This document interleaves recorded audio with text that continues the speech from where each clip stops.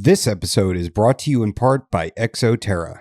If you're as passionate about reptiles and amphibians as I am, you know that quality matters. I use Exoterra products on all my reptile and amphibian enclosures, which is why I'm excited to be partnering with them. From naturalistic decor to innovative lighting and enclosures of all sizes, Exoterra has everything you need for your cold-blooded companions. Exoterra. Make your reptiles feel at home.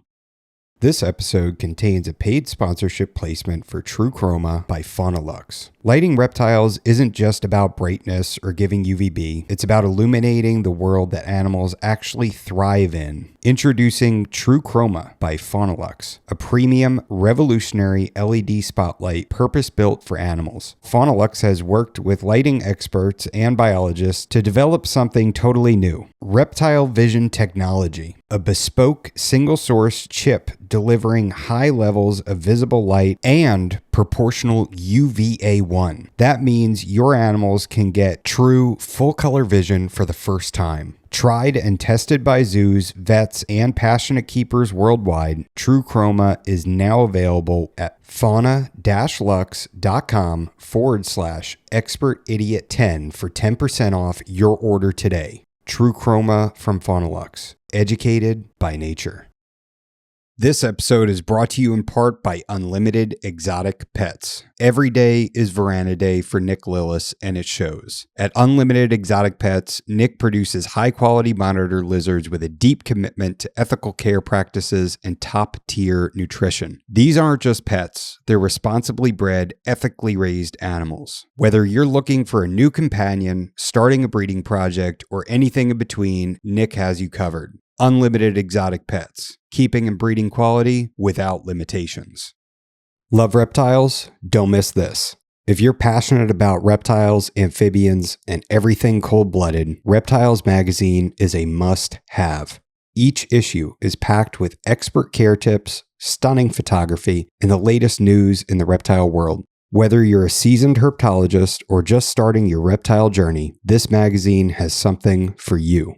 Subscribe today and stay informed on the best ways to care for your scaly friends. For only $14.99 a year, you can step outside your algorithm and get exposure to things that you wouldn't normally see or learn about. My family reads Reptiles magazine, and you should too. Visit subscribe.reptilesmagazine.com to get started.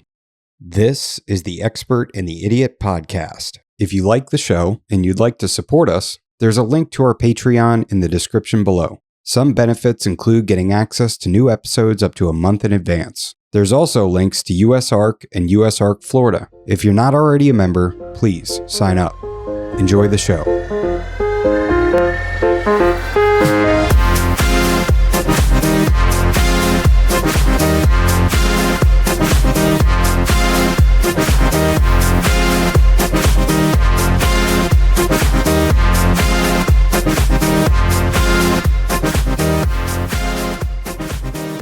All right, well, welcome to episode 74 of The Expert and the Idiot. Today we're talking to, we're all talking, but we have Ben Nickelson and William Filipek here, two returning guests, which I'm looking forward to catching up with both of you because we're kind of coming out of the season here. I mean, Ben, you've had quite a few successes this year, right?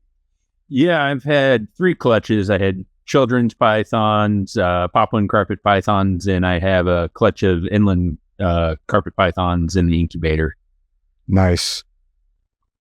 And how's it been getting everything started? The poplin carpets were pretty easy. I have one that's still a little iffy, but all the other ones are like on fire. The children's pythons, it's been a different story. I think I hatched 11 and I think I have 7 of them eating now. But I would say only like maybe 5 or 6 of them are consistent. And a few of them I assist fed, some chicken gizzard, and I think it might have helped because I got one of the ones that I assist fed started like just a couple days later. So I don't know. I'm about due to try that again, and we'll see how that goes. Do either of you keep morning geckos to get Antaresia started? No, but I need to. I'm really curious if that would just be like a cheat code for them. Oh, I'm sure it would be. I've heard quite a few people doing it or done it before where they'd have like one random struggler that just was super reluctant to eat any kind of scented rodent or anything. So they just tossed in like a morning gecko or a crested gecko or something like that and ended up getting a children's python or spotted python to eat it. I thought about it with pygmy pythons because I don't know if I would really want to deal with trying to have to force feed something. I'm not big on force feeding, but if they have to do it, I guess I'll do it. But man, a 4-gram little snake trying to force something down its throat just doesn't sound too appealing. I'd rather just try to give it some kind of gecko or something. Yeah. I reached out to everybody I know in the area that might have geckos, and I couldn't find any in them. Yeah, I don't want to buy a whole bunch online or anything like that. So right. Well, and then like with pygmy pythons in particular, since they're obviously the smallest python, I don't think they can eat like I think a crested gecko might be pushing it. So yeah, it's probably the most readily available, at least gecko they can get for a decent price, other than maybe like some of the asexual geckos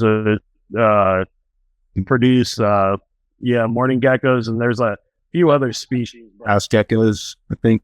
Yeah, stuff like that, but it has to be really small. I mean, you're talking like I said, a 4-gram pygmy python. That's half the size of a children's python. Or do the house geckos they reproduce asexually? I'm pretty sure. I'm not sure. I think it's sure, but I'm not sure. Yeah. Well, there's a few gecko species that do it, I know. So, or they have to be something small enough so they can fit on like your pinky nail or something. Yeah. That'd be pretty small. Ben, at least for what I'm looking for. You're in the Discord, Ben. There's a couple members in the Discord that have morning geckos. So okay. Yeah, you should hop on there. For sure. So what's going on with you, William? You got what have you got going on? All right. It's an incubator. What's hatched? Nothing's hatched yet. Carpet pythons are due soon. I got some hypocoastals or super hypocoastals, but that female she drives me nuts. I'll get tons of breeding and she'll only lay like a handful of good eggs and mostly slugs. And then I got a Darwin female lay a clutch. Then I had the 3 Darwins. I had a wild type female that for the life of me, I couldn't get the normal Darwin male to breed to her. And she's super pretty, man. She was going through the motions. You can see she was laying inverted. She had decent sized follicles. And I'm like, man, I'm just going to throw one of the albinos in. I really didn't want to throw albinos in, but just a normal Darwin, just because I wanted to keep just a normal bloodline. But I just couldn't help. She's super pretty, man. Real nice chestnut colors. I mean, it's kind of like the look I want to see in a Papuan carpet, but just in a Darwin. But I just threw my prettiest albino male to her, and she ended up, I think I threw him in a little lake, and she had like 5 or 6 slugs compared to the albino who I threw my normal Darwin in. Then got a clutch of inlands. And hey, Ben, I have a question for you. With your inlands, how small were the eggs compared to the Papuan carpet? Oh, they were tiny. Yeah, I would say. Oh, they were smaller? Yeah, three quarters the size, maybe a little bit smaller. Good. Yeah. All right, good. Because when I saw her lay those eggs, I was like, damn, these eggs are tiny compared to the Darwins and the jungles and stuff I've had. I was like, yeah, they were like, I was a little bit confused about that too. Like I was surprised. I was like, damn, I didn't realize how small they were going to be. I mean, this is the first year that I produced carpets, and like, that's what I expected the Papuans to be. I was like, holy crap, whenever the Papuan laid, because they were bigger than a chicken egg. But yeah, the inlands were maybe a little bit smaller than a chicken egg.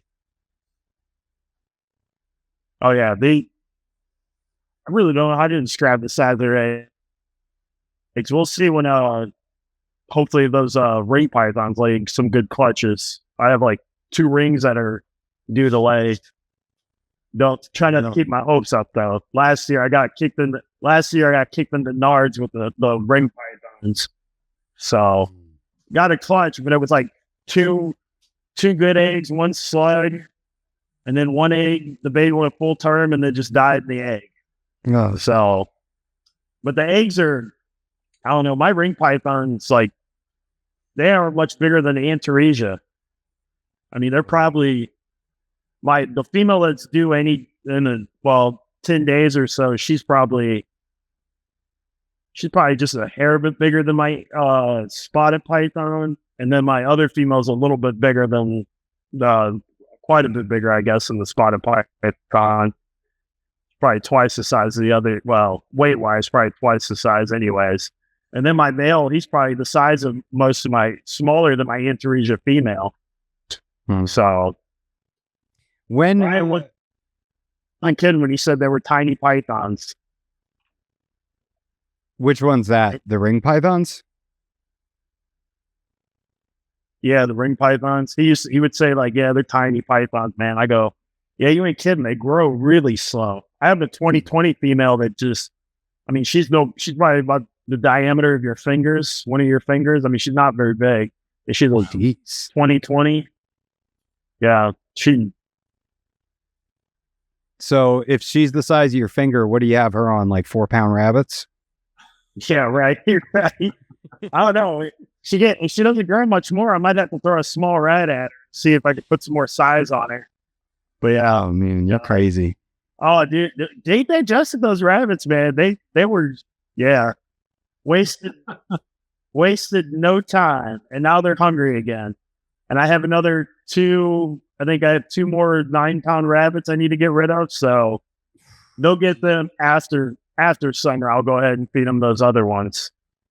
Damn, that's a heavy ass rabbit too. Oh yeah, man. I was sitting there going like, Jesus Christ, you had to take 2 hands to throw it in there. We're gonna like the feeding. Not tongs. What are they? I guess they're tongs. The big ones you see people use for like holding rattlesnakes and stuff. I couldn't even get a good grab on the rabbit. So I was just, man, it's as easy to just take the rabbit, just throw it into the cage and have them just run over and grab it. Mm-hmm. Yeah, that's that picture you put up of that retic with that rabbit in it was just bananas, dude. I know. You know what's funny? I had other retic people message me. One of them's a friend who's like, he's been keeping breeding retics for like 25 years, and he's like, man, I don't know. I'd be kind of concerned about that. I go, come on, man. You got some giant retics over there. You're telling me you haven't fed them something this big before? I don't know. Yeah, I had the rabbits sitting there or in the freezer because, like I said, I was getting rabbits from a pet shop. I had no idea how big they were, and then when the pet shop shut down, I didn't have any more supplies supply rabbits, so I had to start buying them online, and I had no idea how big they were. I said, man, I'd say they're at least 6 or 7 pounds, and I guess they were probably closer to 4 or 5 pounds. So I was like, well, I guess I well, I don't know if I'd overestimated it because they ate them and did fine. Took them about 2 weeks for it to disappear, but they did it. Damn.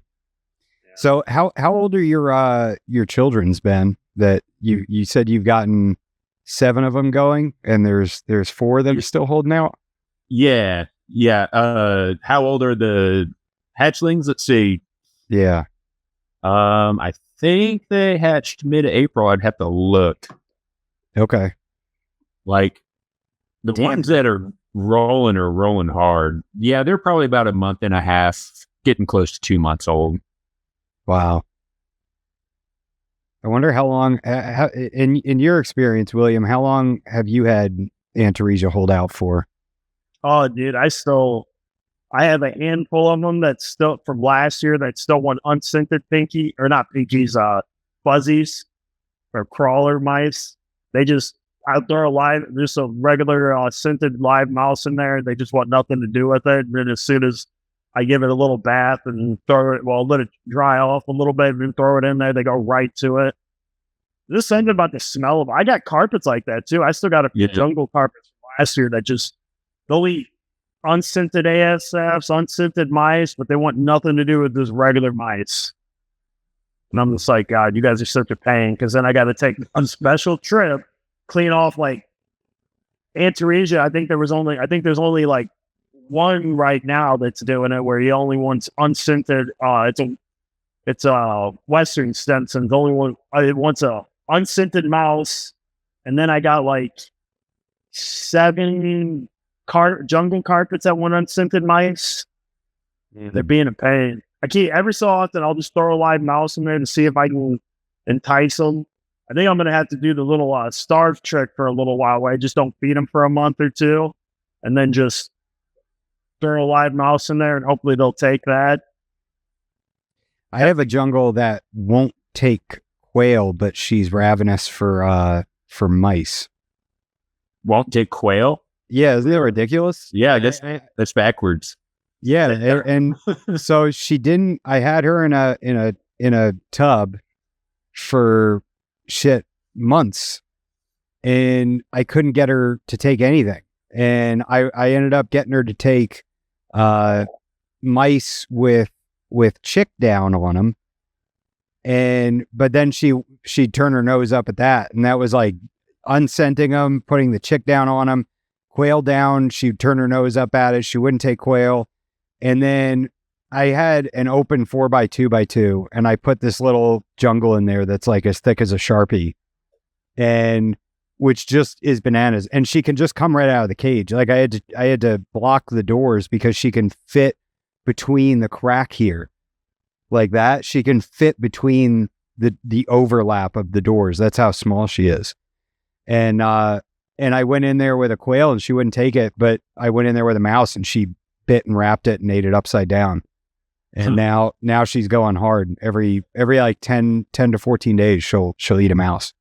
One of my hatchling poplin carpets, the one that's still kind of an iffy feeder, was like it was like 3 attempts that I've just been descenting and then drop feeding. And I found that's the best way to get at least mine going that are kind of iffy. They don't want to take it off tongs. But I was getting a little bit frustrated with this one. Well, here, let me back up. It was the first one to feed out of the whole group, but it ate before it shed. And then it took forever to shed. It finally shed, and then it just wouldn't eat. But then, like, maybe I got one more meal in it, but it was still super inconsistent. So I was like, okay, I think you're big enough to eat a baby quail now. So I put a baby mouse, or a fuzzy mouse, and a baby quail in there and just shut the tub, and it ate the mouse. So I don't know. Yeah, man. It's weird. It's weird when they just they do the opposite of what you think they're going to do. Yeah. Yeah, and I think it's that some of them just have what they prefer. Like I have some carpets that they seem to prefer mice over rats. Or I had that same situation happen with a zebra last year, where he didn't have his first shed. He was one of the first to take a live mouse, a little hopper mouse, put him into his sheds, and then doesn't want to eat afterwards. So I had to do the unscenting thing, and now I think he just took a live mouse. So we'll see if he continues on that path, or if he's still going to be a pain in the butt. You know, I had one that you would put him. He was in his tub, and I had to drop feed him quail only. He wouldn't take anything else. If I came at him with the quail, he'd be terrified of it and run. So he would very consistently drop feed though. And I finally got his big boy enclosure, and I put him in there, and he started hanging from the branches, and like, I don't know what it was. It's like once the food was coming at him from below, it's like he had the confidence then to grab it. And now he's on rats. I mean, he won't turn anything down, and he's hunting every single night. He's hanging from the branch. Even like if I just fed him, the next night he'll be up there hanging from the branch. I've seen people do that with ball pythons. They would have like a big female ball python. They said wouldn't eat for them. It was a video of it. Henry Fiore, and he's a Canadian. and he just grabs this big female ball python by the tail and hangs it over a bucket of rats. And it just grabs the rat and then just puts it right back into the tub again. And I was just like, that's a unique trick to feed a ball python. So ball python, really weird. I wonder if that's the thing. If it's the height and the confidence that they get. If it's not, because I was thinking with the little female, like why is she eating? Like you'd think it'd be counterintuitive to put her in this big enclosure, but I thought, why not? Why not try it out? But I wonder if it's just that confidence of I'm up high. I don't have anything to be afraid of. I for sure think it is. Yeah, because I don't think you have to worry about the prey going head on with you or something like that. You can just grab it from the top and not have to worry about any kind of confrontation or anything. Yeah. Well, and even like when you're feeding them in a tub, like it's not even head on. It's usually you're over them. You're kind of coming in over them. Right. Huh. Yeah, that's definitely something to take into consideration. I want to get morning geckos now before I even think about pairing up spotted pythons. The Antaresia, they kind of scare me with getting them started. Yeah. I thought last year I only hatched one and it just ate right off the bat. And I was like, oh man, these aren't as bad as people say. And the guy that I got mine from originally said 90% of his just eat, thawed pinkies right off the bat. And I had one do that this year. All the others were a battle, but finally get them going. Yeah. Yeah. I don't know. Do you ever have to scent with any kind of geckos, or do you keep any geckos, William? I tried. It didn't seem to make that much of a difference. I don't know. I've had Nick or Ryan said, like, if you wrap the gecko skin up in like a little burrito pinky or something and offer it. That's what they said. I've never actually tried it, but I think Ryan said if you take the tail, wrap the tail into the pinky or scrape some of the scales off of the tail of the gecko or something, you can try to trick the snake into eating it. I don't know. I've always, because I hate feeding pinkies, man, because every time you feed pinkies to any species, you tend to run into that diarrhea issue. And I think that's what's going to cause a lot of your prolapsing and stuff. And which luckily I think I've only ever had one Antaresia ever prolapse, but usually it's pretty rare for the Antaresia. But you hear it a lot in like the green python community talk about prolapses and stuff. And I can't help but think that it has to do with either A, it's because of the pinky, so it's immature. But I think it might have just as much to do with the milk sac, or the milk in the pinky's stomach that's causing the diarrhea or the prolapsing, if I had to guess. So that's why I hate feeding pinkies. Or I try to get them out of that pinky stage as quick as I can.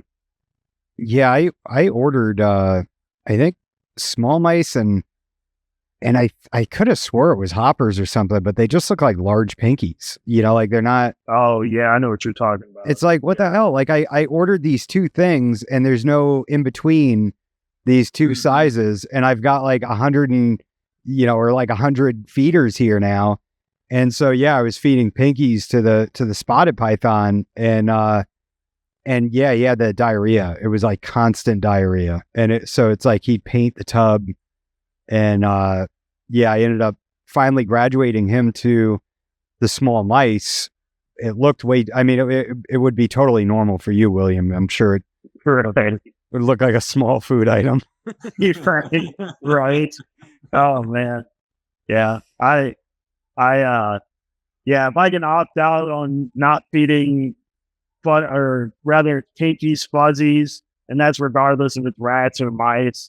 Every once in a while, you get some species that just prefer the taste of like water pythons, like babies just water pythons in general seem to prefer the taste of rats over mice, but the babies are they're too small to eat like a weaned or small rat, obviously. So you need to feed them like hoppers or small mice, and they'll eat them, but every once in a while, you'll get them just want to kill and drop it, because they'll always kill them, but they just a lot of time will wrap them, but they'll sometimes drop them.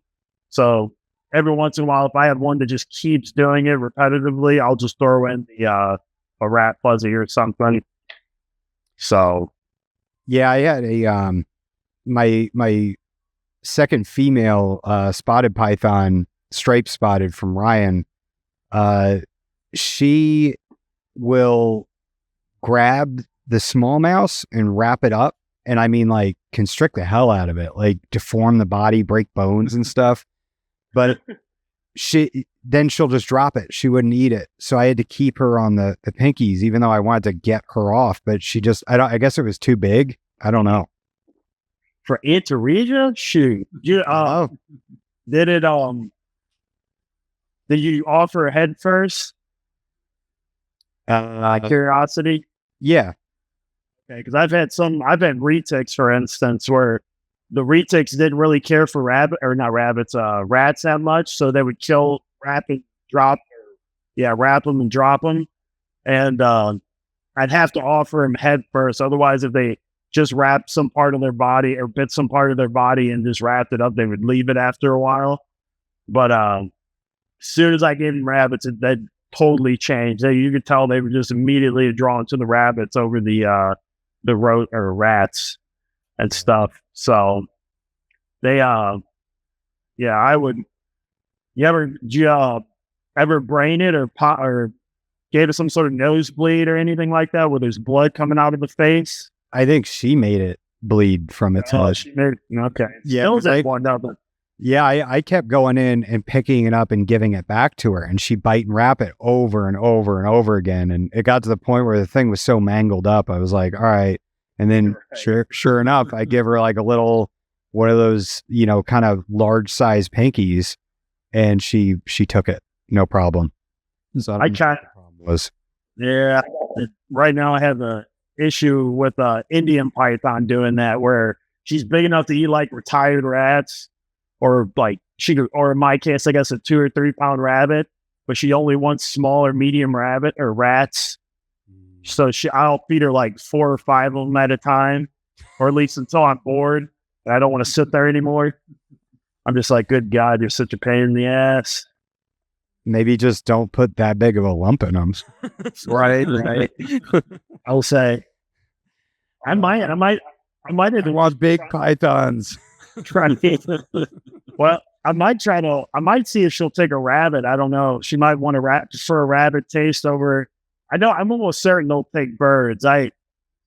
Since chicken are native to their where they're from, I'm sure birds would be a real trigger for them. Yeah. I just don't feel like getting a bunch of birds. I still have 4-pound chickens I need to feed at some point. I'm waiting for the cages to come so I can put those 2 burns in it, and then I can feed the burns the chicken. Man, I'm so jealous of all the stuff you got. You've got so many cool python species. Oh man, you got a bunch of cool stuff too. Ben has cool stuff, and he's breeding the cool stuff too. The funny part is he gets those adult inlands and he breeds them that next year. I've had my inlands. I bought all mine as babies though, but I've had mine for, oh my God, since 2016, and I've been trying to breed them since 2020 or 2019, and it took this long for me to actually get a clutch from them. And I never even saw them breed. I just threw 2 different. I just took 2 males, threw them in there. I don't even know who the father is. They're kind of like, whoever the dad is. I'm gonna assume it's the bigger and older one, because I have that Justin's line and Schofield line male, but he's pretty small. I don't know. I'm sure he still would breed, but I have a feeling the Mold male probably bullied him around, took the breeding rights from him, if I had to guess. So you never saw any locks or anything? Nope. The only indication is that she was in her hide for like 3 weeks, and she never came. Well, from the times I was in there, I'd never see her come out. And one day I was like, I should probably check on you. It's been a while since I've seen you. So I popped open the sky hide, and she had like that mid-body swell. And I'm like, no way. I go, what have you guys been doing that I haven't been seeing? So yeah, I was just like, well, glad to get something from them. That's my favorite Borrelia, so I'm fine with whatever. I'm there with you, man. They're a joy to keep. Yeah. I saw lots of locks. I saw them, I think, started back in December, but it was like really inconsistent. And then maybe late January, I saw it pretty regularly. But I bet William was getting annoyed with me because like every day I send him a picture. He's like, are they ovulating? Or are they close to ovulating? Or what do you think's going on here? And I don't know. The inlands just have a different body structure than like the Papuans and jungles. So they're a little bit thicker. Yeah, so I'm so used to seeing the others as like, man, she's looking really thick. But yeah, it was, you don't have adult bredli yet, do you? Yours are no, mine are still pretty young. Dude, I got that. I still have that those 2 of 4 breeding. Well, off and on with breeding. And boy, that female is huge. Like you thought the inlands were thick, man. This Bredl's female is she's a tank. She has follicles, but just not. I don't know if it's because of the cool room she's in is right up against a external wall, and if that wall is just getting staying too cool, and then gets hot, and then cool, and then hot. Because I noticed whenever we had that little streak of like 80-degree days and stuff, that the wall, the ball python wall, there's that pocket of air that stays around 74 to 77 during winter. And then as soon as 80 degrees hits, it warms up that side of the wall, I start getting a bunch of females ovulating. So I don't know if that room is waiting to get a little warmer or stay warmer more consistently before I start seeing, because I've seen them breed. I just not seen anything past breeding. How cold did you take your inlands? Oh, I didn't 70 to high 60s. Oh, wow. Those Bredls, though, I mean, they're in a cool room, so that room stays usually in the 60s to begin with, sometimes low 70s during summer. But during winter, at night, I was cracking the window during winter, and that room would get into the 40s. And she was doing, I mean, it didn't even phase her. She would barely sit on the heat. That was the impressive part. The male would always be sitting underneath that basking bowl. He was always underneath, but he's like a fraction of her size. He's not much bigger than your thumb, and probably 5 foot long, and she's closer to 7 foot and about as thick as your wrist, or thicker. Yeah. How cold did you get yours, Ben? I think the coldest I saw was 62. My base, I'm in a unfinished basement, and in the winter it sits in the low 60s. So I would just turn the heat off at night, and during the day it's fairly regular, temperatures that I use all year round. Okay. Huh. Yeah, that's pretty chilly, right? 60 almost. Yeah, getting down there. Yeah, I was debating about the Brisbanes this year. I had a female build really big follicles. She fooled me. I thought she ovulated because she was like right at that, like, or she was getting pretty big, but I don't think I saw the full blown ovulation. I think she still has something in her, but I think it's just slugs or something. But she's still acting hungry, like she's sitting in every night I come in, she's sitting in an ambush position, ready to grab something off the ground or something like that. So I don't know, maybe I need to get them guys a little bit cooler, or I just, I think the problem is too, like I moved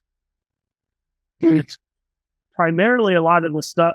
I guess we'll see what happens when I get a lot of these like younger animals that just were in the building from the very early stages of their life that are growing into the building, to see if they acclimate and breed better, because most of the stuff they were adults when they got moved in here. And I mean, they couldn't have gotten almost any more dramatic changes than they were before, where they went from gradient to ambient to some went from like tubs to cages, and so I don't know and they went from like no light cycle to light cycle. So yeah, I shocked the crap out of a lot of them. So. Yeah, that's a big change for sure. So we'll see, because I don't know if maybe that might have something to do with why I have some females that seem to want to hold out on me. So, What about your Timors? oh man, so I had I saw the male court. I saw it, like, not lock, but I've only saw him quarter body or something. And every time I pull him out, man, he would always invert his hemipedes. I don't know what his deal is. And I was telling Ryan, I was like, man, I'm concerned, because he was getting to the point where he was averting him anytime I'd grab him. Like, even in his enclosure, I would grab him and he would invert his hemipedes. And I was to tell Ryan, I go, man, I'm worried if he keeps doing this, he's going to get bedding stuck on it and get a hemipede infection. Then he's going to lose at least one of his hemipedes. Then he's become a sterile male. So, and then I've tried to palpate that female, but she's so mean. Every time I try to get her out, she turns on, tries to bite me in the face. So I'm just like, you know what? I'm just going to either wait to see if I see an ovulation or if I just see her on the clutch of eggs. I think that's what we're going to have to do. But yeah. Are all yours imports?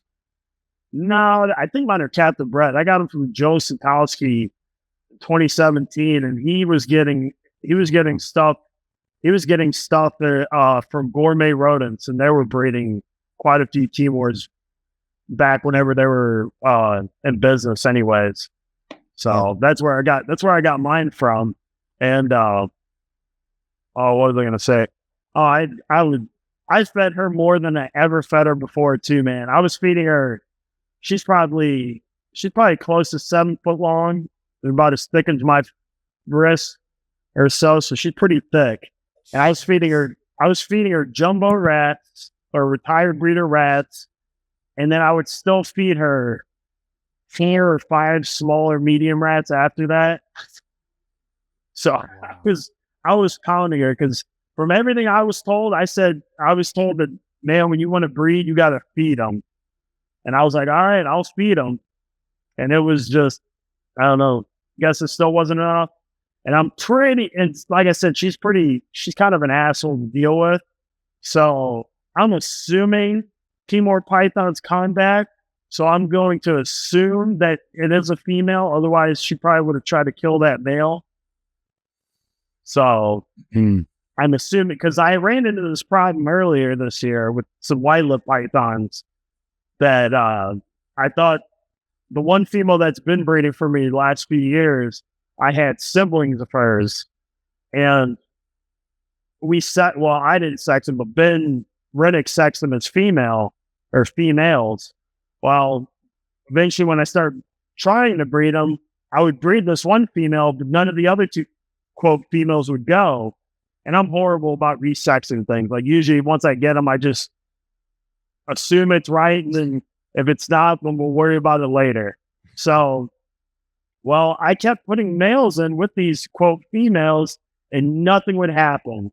And they wouldn't fight with each other hardly. There was one time where, like, one would, like, either pop the other one, or there was one time I had one wrap the other, and that was it. They didn't show a whole lot of issues with each other, because they had enough places they could get away from me. I think it was similar to, like, the 2 male carpets, where they had places they could get away from each other, so they weren't always sitting on top of each other, having to deal with each other or anything. But one day, I was so frustrated, because after the ring pythons, I mean, those 2 female ring pythons, when they were ready to go, they were ready to go. And I was sitting there going, and then, like I said, the other female white lip that bred this year too, they don't really seem that hard to breed. And I'm wondering, because I don't know if you've heard Ryan say this before, but he was saying he thinks the problem with, like, Papuan pythons is that people just missex them, or put 2 missexed animals. Well, after a while, I was like, man, I'm wondering if that's a problem with some of the white lips. You know, people just missex them.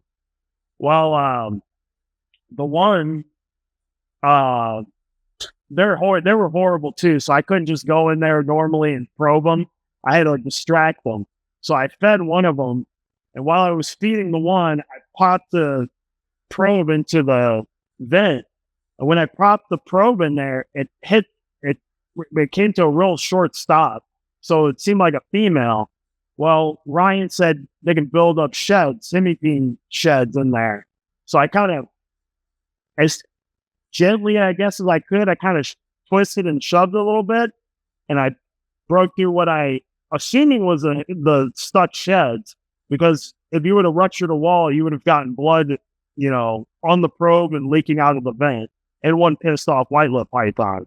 So I popped it through it. I mean, that sucker went almost a whole finger deep.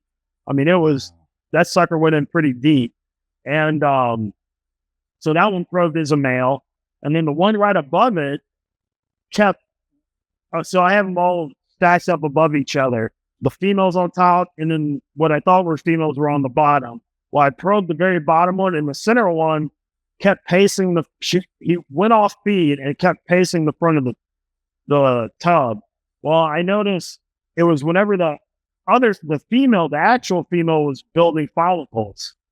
So what it was is he was just wanting to get in there and breed with that female.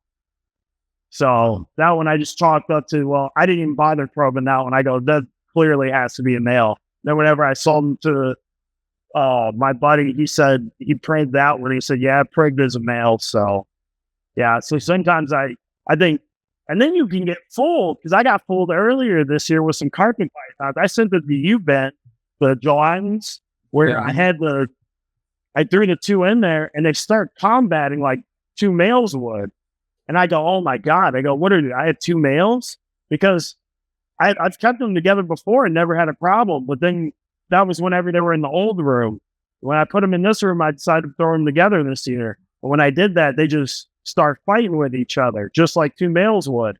Well, I waited a week or two or something afterwards, whenever the room, because this is like right before the room started getting noticeably cool at night. Once it started getting a little cooler at night, like 75 or so, I threw them back together to see if maybe the cooler temps help. And then they just immediately start breeding with each other. So, and I've seen that with ball pythons too, where like a female will fight with a male, like combat with a male. And you wait a few weeks later and then they end up breeding with each other. So, the more I see stuff like this, the more I realize that ball python breeding is similar to a lot of these miscellaneous snakes, pythons in particular. But I think the problem is the sample size that most of us miscellaneous people have is so small compared to a ball python breeder who typically has 100 or more snakes. So you see such a wide range of different behaviors compared to just, 2 to 10. So it's just weird stuff I'm noticing where even on podcasts, I'd listen to old NPR podcasts. I would listen to someone talk about, insert whatever python. You're talking like Macklot pythons or white lips, for instance.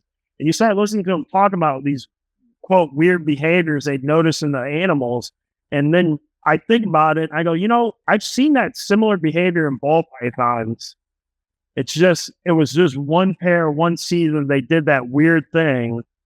And then within the miscellaneous sector, we just chalk it up. Well, that just must be how it is for them, And I'm starting to think there's a ton of different ways you can do it.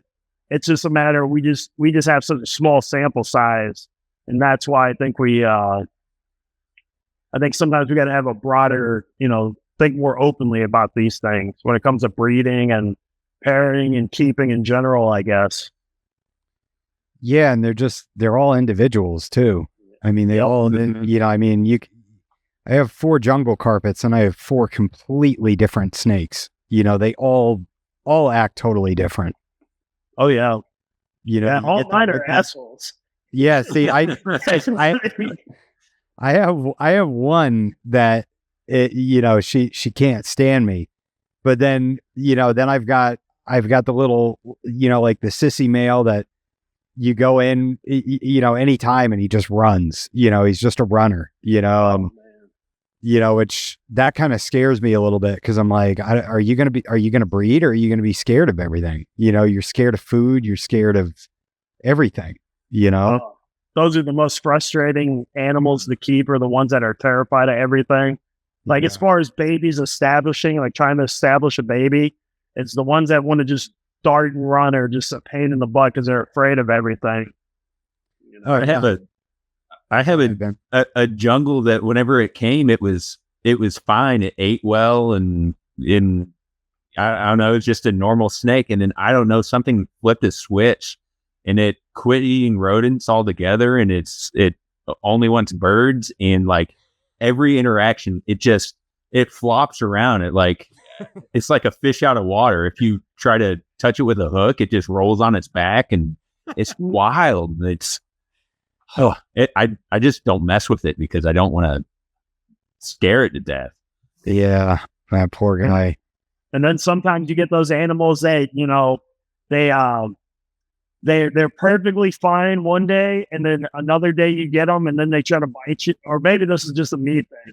So I have this southern white-lipped python that is usually dog tame. And then one day I got her out, and I had her held up in my hand, and she started, when a python starts constricting my hand, I usually know that means something's going to happen. You all keep anthrasia. They seem to be pretty bad. Yeah. They constrict your hand, and then shortly after, they try to turn back around and see if they can latch on to whatever they just gripped onto. Well, that's what this white-lipped python was trying to do. And I'm just like, good Lord, when did you... I go, I hope you don't start doing that. Otherwise, I'm never going to hold you again. The last thing I want is a big white-lipped python that I thought I could trust and get bit on the arm or the face or something. Oh, yeah. I have the boas do that too. And there is nothing scarier than a keyed up boa that you take out and you don't realize that they're keyed up, and all of a sudden they start just twisting your fingers and your wrist and your hand, and it's like, oh no, you know, and she'll start darting her head around, and it's like, I don't want this, you know. And yeah, it was pretty wild. I was trying to work her off my arm, and she's like opening her mouth and just flailing wildly, like trying to eat something. I have no idea what turned her on, but it was just something turned her on. Yeah, that sounds like the Pearl Islands I have. I had the male wrap himself up. He got so excited for food. And there wasn't any food in the ring. That was the funny part. I go, there wasn't even food here. Yet he's still trying to wrap himself up to eat something. How many boas do you have, William? 5, 3 annulated tree boas and 2 Pearl Islands. Nice. That's all I have. Right. I thought about getting Argentines. I was seriously considering it, but I was like, man, I don't know. I don't know if I want them taking up more big python space, because you know what I got to do? Oh, I sent you the pictures of them. Those the pied burns and stuff. I was like, God, after messing with the 2 I've had for a while, I ended up really liking the Burmese more than I ever thought I would. They were definitely one of those species that fell under that, like, wow, I didn't know I'd like these as much as I do. So, can you stop twerking? Because it's like that's like the number one. That is the snake. That would be, if I could have probably one python in the whole world, anything, it would probably be a Burm. Hey, I got a question for you. Like a genuine question. Do you have you have permits, right, to keep all the snakes you have? No. Oh, you don't have to have permits for all them? I have some sort of permit. No, I need to get when I start breeding them and selling them and everything, I need to get it's like a class 3. It's just, I don't know exactly. I think you have to just give them a list of what you have, but I don't have to be permitted to keep any of what I have. Okay. Because I'm genuinely curious, because like this is driving me nuts, but I saw on, I think it was Instagram, somebody's trying to promote burn balls as like this new thing. And I'm just sitting there going like, you know, would that technically still be illegal in Florida, yes, Georgia, and the sea? Yep. So what's going to happen if we blend these into the ball python, or blend ball pythons to any of the big stuff? Because they can breed, all of them can breed with each other, rocks, Indians, stuff like that, even repigs. And it's like, what are you're gonna just get all this stuff banned? Because then you know what? They're gonna say, well, we don't know what these species are, how big they can get, or anything about it. So I don't know. I get frustrated when I see people like, it's like they're trying to create something new, like this great grand new business idea of, I'm gonna make these crazy hybrids, or it's like they're trying to make a new breed of dog, but with different species. Mm-hmm. Or something like that. And then I go, well, that's not how that's going to work. then you think you're going to cause more problems than help anything. Yeah, it's more like Jurassic Park. Like they're trying to make the new cool Oh attraction, God, you know? that just made me think of that new Jurassic Park trailer and think, man, how far we've come from 1993 to this. I couldn't tell if I was watching a Jurassic Park movie or an Alien movie. Or Doom or something. Yeah. Right. You're right. I know. I'm still going to go see it, so shut up. I'll wait for it to come out. I won't. Yeah. Yeah, I don't know if it's going to be too scary for my kids. That's like a big thing. Is like, are they going to make it too scary to where I can't bring my kids to go see it? You know, that's messed up.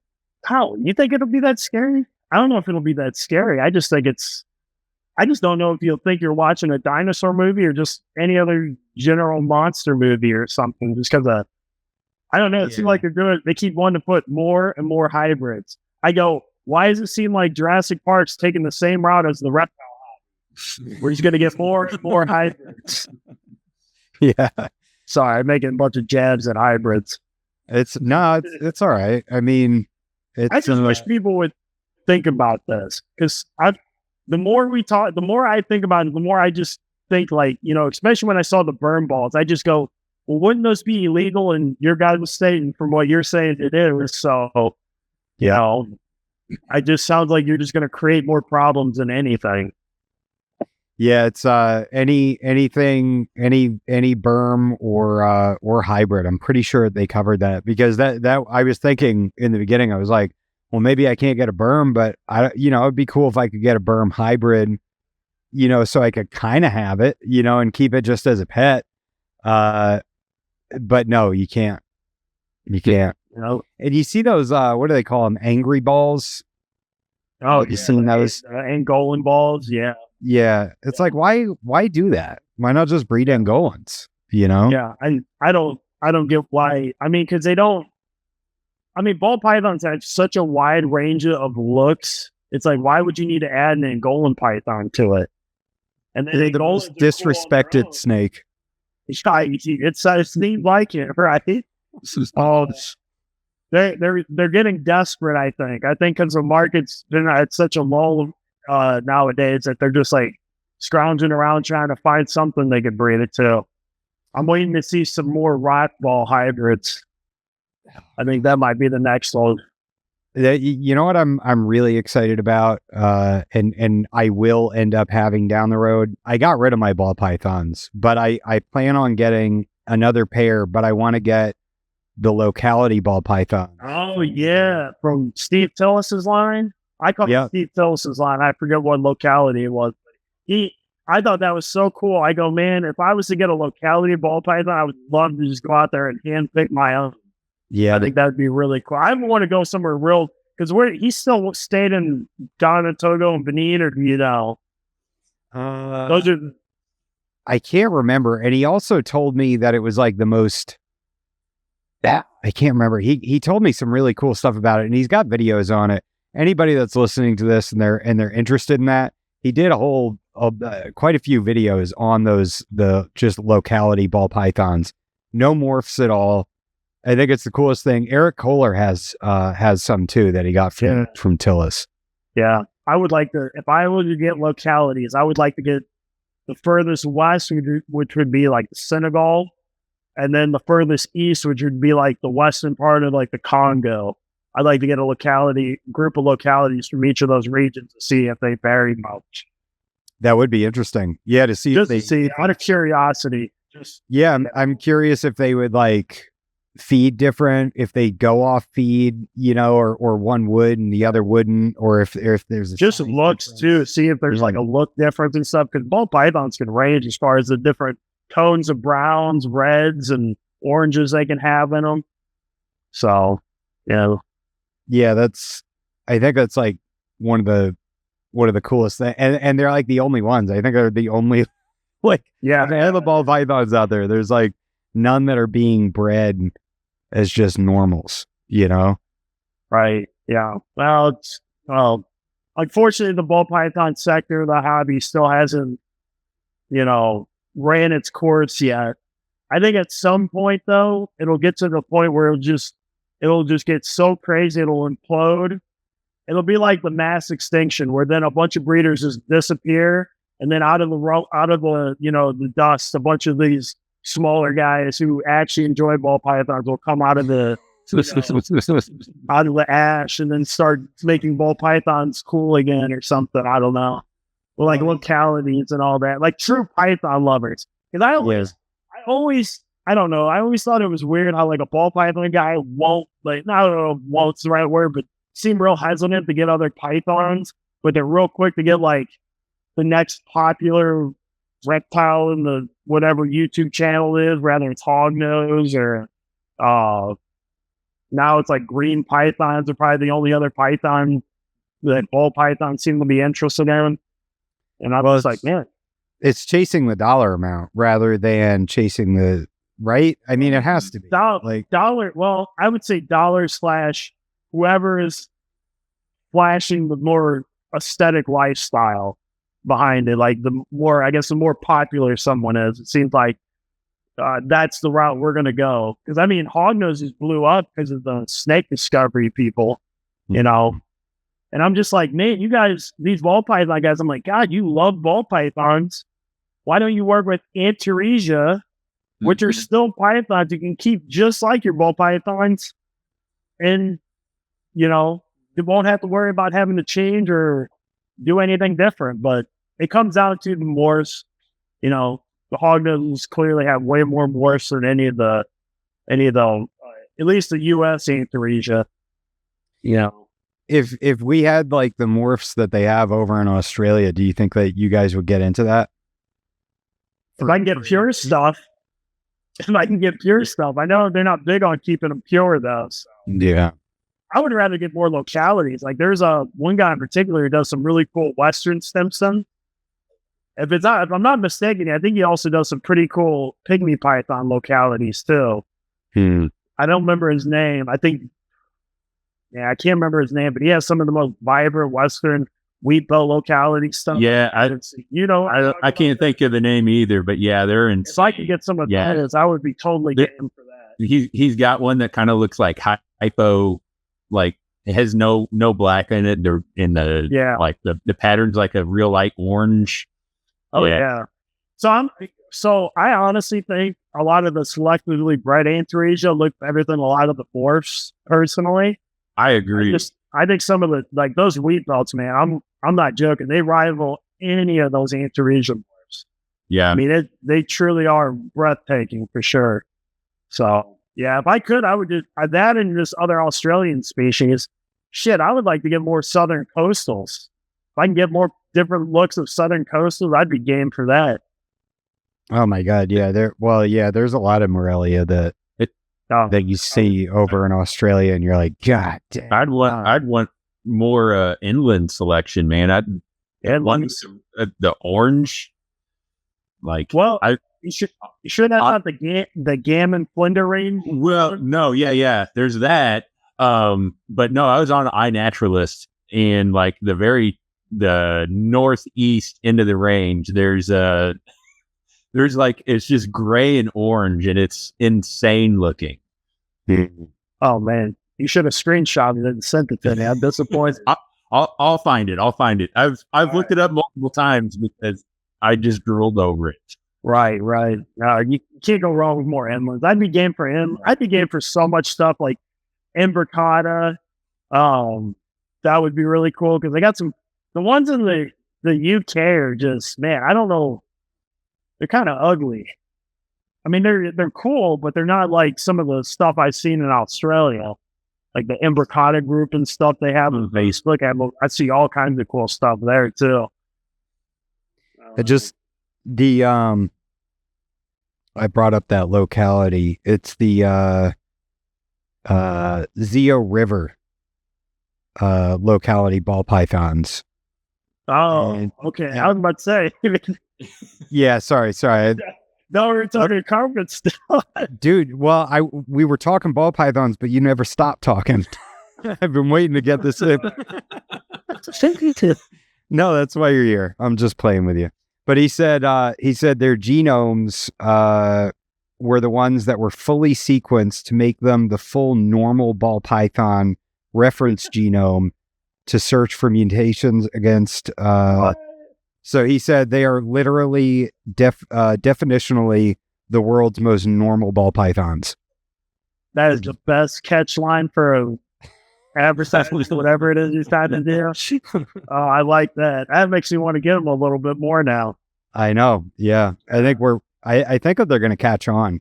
You know, I mean, I like that about the bloods too. I love the line bred bloods, just really, just like nature perfected, you know, where their spots are like creamy yellow and, oh man. Oh, just wait. Once I get out of quarantine, I'll take better pictures of them. But I got those, these Borneos. I don't even know what they were called. Like, I think they're like from the genetic stripe line, but they were like the lower grade ones. But I didn't get them off the stripe.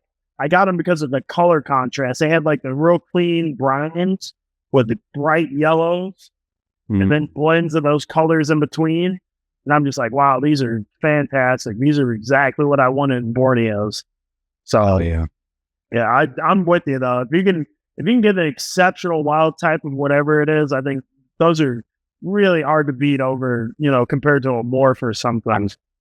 Yeah. Yeah. Cause I don't know that for me, it's like just simplifying what I want to make it easier. You know, like I don't want 100 ice cream choices. I want like chocolate and vanilla, you know? So if you can strip all the morphs out on Morph Market, you know, I know that's ironic to say, but like right. if I'm like on Morph Market, like looking at blood pythons and I can just remove all the morphs and just look at the normal stuff and the line bred animals, man, then I it's easier for me to zero in on what I really like. Right. Yeah. But yeah, I have a blood python that has some banding on like the lower 1/3 of her body. And I'm hoping I'll be able to get a male, and I want to try to get that banding, you know, to be more prominent. I would say you're doing, it sounds like you're doing the opposite of a lot of people. A lot of people, it seems like they're more into the stripe stuff when it comes to at least the Borneos and the, whatever, the few bloods that are selectively bred for just the wild type. Yeah. Yeah, I know. I'm not a big fan of stripes. I know it doesn't make any sense. I'm broken. You disappoint me. I'm just kidding. I'm like the one person in the world that doesn't like striped snakes. Right. Well, that makes you special, man. It means you can go chase something different. It's insane. I agree. I'm all for bands. Yeah, bands. Yeah, awesome. Yeah. You got those crazy banded jungles over there, man. Oh yeah. Yeah, all of my jungles are banded. I've got 6 of them, and they all kind of have the same look. But right. Although if they don't have the same look, then your project's not going to in the direction you want it to. Well, they're all banded, but I've got like, you know, ones with more yellow, ones with more black, so I can go in 2 different directions with it. So yeah, it's kind of fun. But yeah, all be banded. But dude, the wild type poplins I hatched this year are like perfect back stripes, big fat ones too. So I might have to keep them. I wasn't playing as you know, and you'll say that so you get a whole clutch you're keeping back, and you're just like, God damn, they keep taking up more and more space. Oh yeah. Well, Scott Bourdain, I think he's keeping his entire clutch of jungles. He's not getting rid of any of them. They're all holdbacks. Oh, jeez, that's the way to do it. Oh, yeah. I'm like, dude, you got to sell some of those. Specifically this one. That's like, well, that was like, I was trying to convince Ryan to let go of some of his roots. So I was like, my favorite chondros are like the southern chondros. I like just that whole group there, like roos, the Merkies, or the Australian stuff. I love all those higher whites, or ironically enough, I prefer the stripes, but I like the roos too, where just the big white splotches on them and stuff as well. So I was trying to get some off Ryan, and Ryan's notorious about not letting any of those roos go. He's like, come on, Ryan, you let go of them, grouping Marukis to Lucas. I didn't even know Lucas wanted to work with green tree python. I'm just like, what the hell? I don't know if Lucas knew he wanted to work with green tree python. Yes. It seems like he has a decent group of them now. I'm just like, good Lord, Lucas. He's got so much stuff. He is absolutely killing it this year. Yes, he is. Oh my God, he's out of control. He has 2 diamond clutches, a Brettles clutch, and also indigos, Walmars. He didn't get blackheads this year, though, did he? I think Nick did. Nick, yeah. Well, he has the Easterns. I've been looking to get more Westerns. I think didn't Nick post that he got like an ovulation but no shed from the female? And I think Derek Roddy was like, yeah, they eat their shed sometimes, which was like, I've had a Sabu python do that. I had a water python do that. Well, it was only because the rat was right there by its shed, so it just ate its shed too. Good. Yeah, it wasn't like it went out of its way to. I might have, I would have left it in there, but yeah, I've had it happen a few times. Wow. I've had a jungle carpet eat right after she had her prelay set, so she had eggs in her, and she still ate. Jeez. So I mean, snakes will do all kinds of weird stuff. Huh. Hey, if you are interested in Argentines, I know a guy that just had a whole litter of them. So I think I know who you're talking about. Who was it? I can't remember, but I saw a bucket or a tote of Argentine somewhere. I follow that stuff, but I'm just like, I don't need more boas. They're nice, man. No, that's what I tell myself. I go, you need to, I don't know. There's something pair wise I could always get more of. So I'm like, I'd rather get more pairs of this or that. Have you had an Argentine before previously? Well, see, if you got one, you'd be looking to get more pairs of Argentines. I guarantee it. That addicting, huh? They are. I don't know what it is about them. They're just different. They're different than all the other boas. They're different than my other boas. They are very different. They got a thick, stumpy tail. You know, like they're just so different. They should be their own species. Well, aren't they working on something with the boas? Isn't there like Warren or something doing something with the boas? Or somebody? I thought somebody was talking about them being split into their own species. What I heard. They definitely should be. They are different, and they like, you know, I mean, just their natural history too, where they come from is so cool. You know, where I mean, the weather's all over the place. It's, you know, just really neat. But yeah, I'm gonna get another male for sure. I want to have 2.2, and the males stay really small. I mean, the males, I've yet to see a really big male Argentine. Most of them seem very manageable. They pretty frequently what's the word I'm looking for? Group breed or mating balls or something. I don't know. I'm just curious because I've noticed, like, it seems like cooler species or species found in cooler environments seem to be more like males seem, not always, but they, whatever reason, they seem like they stay smaller, like diamond. You'll see mating balls. South African rocks, you'll see mating balls. Anacondas do it. You know, I've seen people post videos of Timors in breeding balls. Oh, well, that might just bunk everything I said earlier about the I figured they would fight each other like retics, but I guess that's just your snakes are just you have angry snakes over there. they never get touched or almost never get touched. My male Timor isn't bad. He's pretty good. My female though, she's something else. See, none of my Timors would ever bite at me unless it was a food response, but it would never be an aggression. They just want to run. Here, I can change that. Do you want some white lip pythons? Oh, you want to trade white lip? Yeah, I'll trade you some white lip pythons. But you got an extra male Timor you're looking to get rid of? Did you say you have 2.1 or something? Yeah, I've got 2.1. I thought about taking it down to 1.1. I don't know. I don't think it hurts to have a secondary. You still want to breed them, right? You still have an interest in breeding Niles? Yeah, but I feel like it's going to be a decade away. I mean, yours are what, 8, 9 years old? Yeah, something like that. 17s is when they hatch. So however long ago that was, 8, 9, 8. Yeah. Yeah. Yeah. So yeah, I don't know. I had some, but it's hard to say. Is it because mine or because Ryan, yours are technically what, F2s? Because Ryan's, I believe, was captive bred, wasn't this? Mine are F1. His were I can't remember if they were wild caught or farm hatched or something like that. Yeah. Because I swore, I don't know, it's been so long, but I swore I heard him on a podcast say his came from zoo stock. But I know Ryan's gone through numerous groups of Timors before he had the ones that finally went for him. So maybe I have magic Timors that will breed. That's my that I. Well, I've heard Dave and Tracy Barker bred them at 3 or 4, one of the two.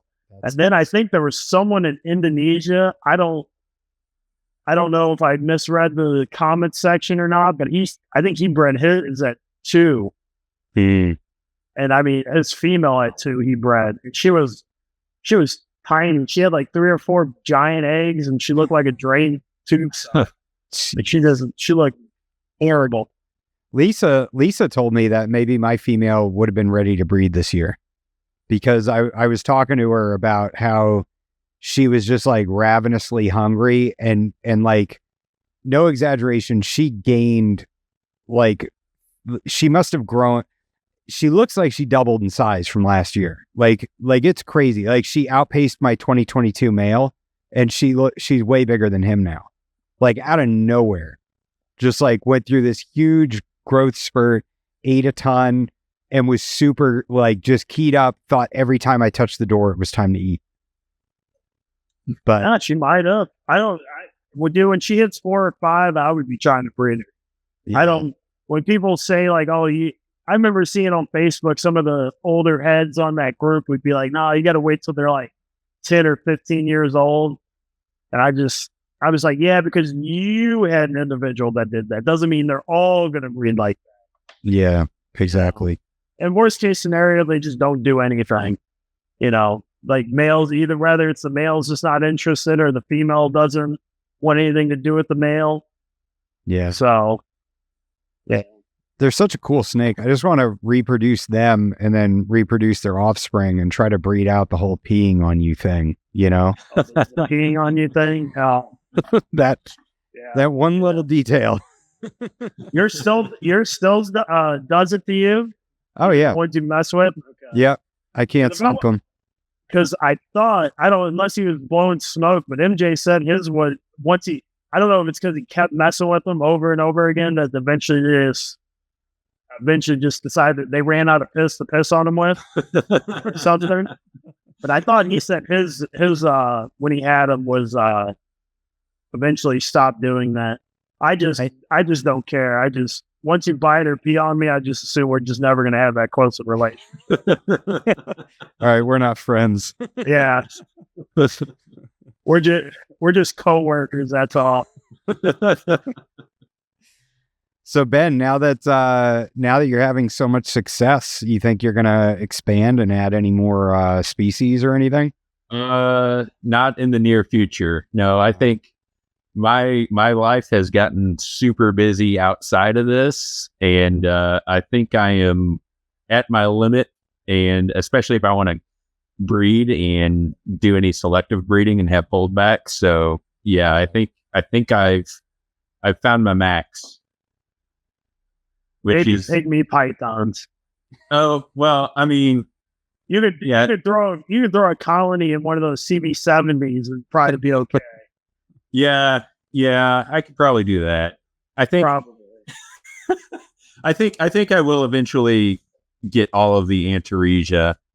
I think they're so small and they're my favorite, I think, genus, just because they are small and there's so many different kinds and they're just fun to work with. But I still need to get some Cape York spotteds and some pygmies, and if the pygmy bandeds showed up, that would be cool too. I've been debating, man. I was thinking about hitting up old Paul Harris, see if he would, because I know he's had a couple clutches of them. I know Nick's had clutches of them too, but I don't.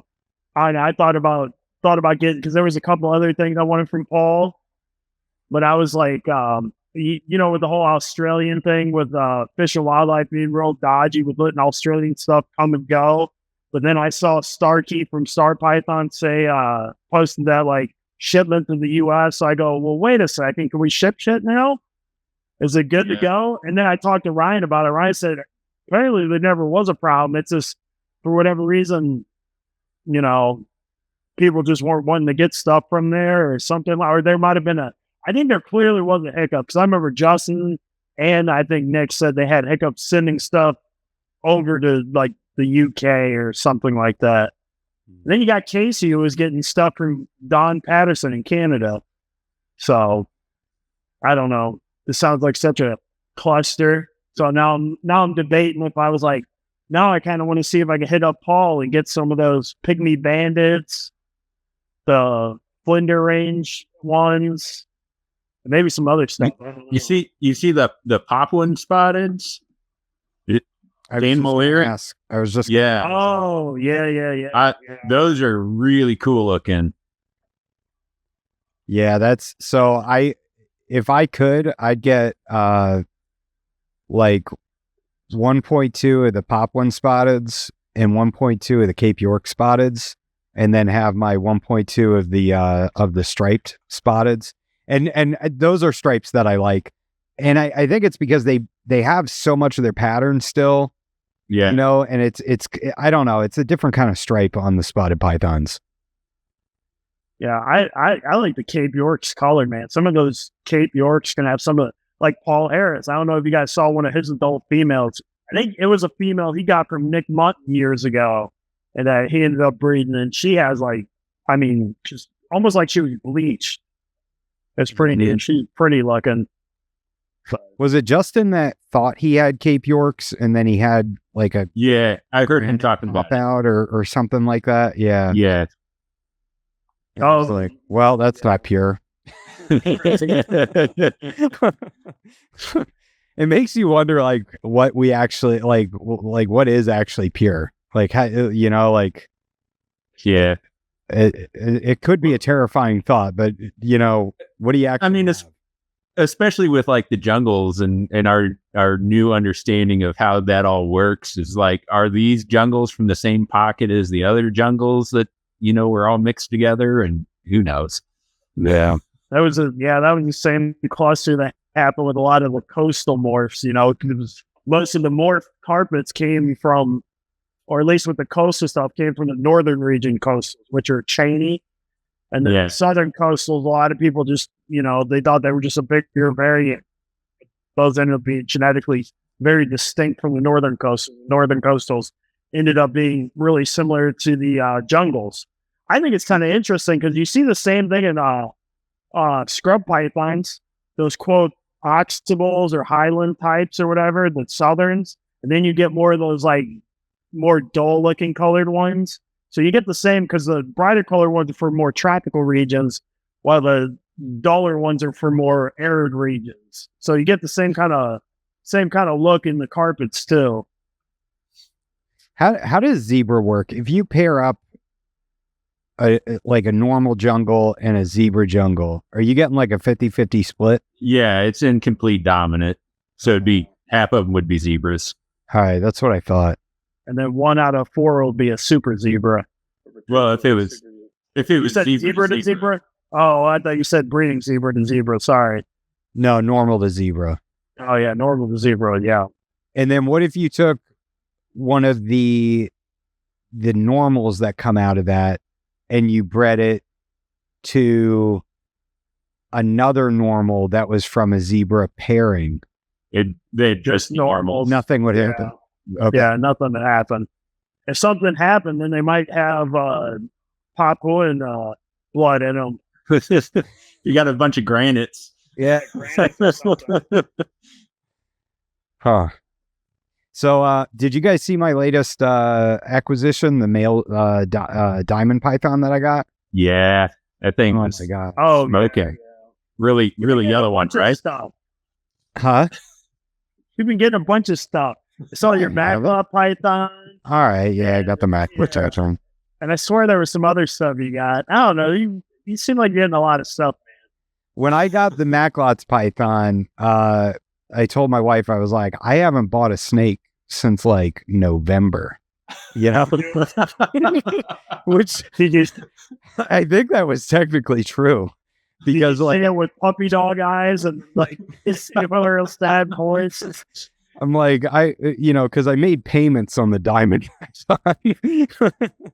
and then the blood pythons, I bought them, I think it was like in the dead of winter, and Kara couldn't ship because she was frozen solid for a long time.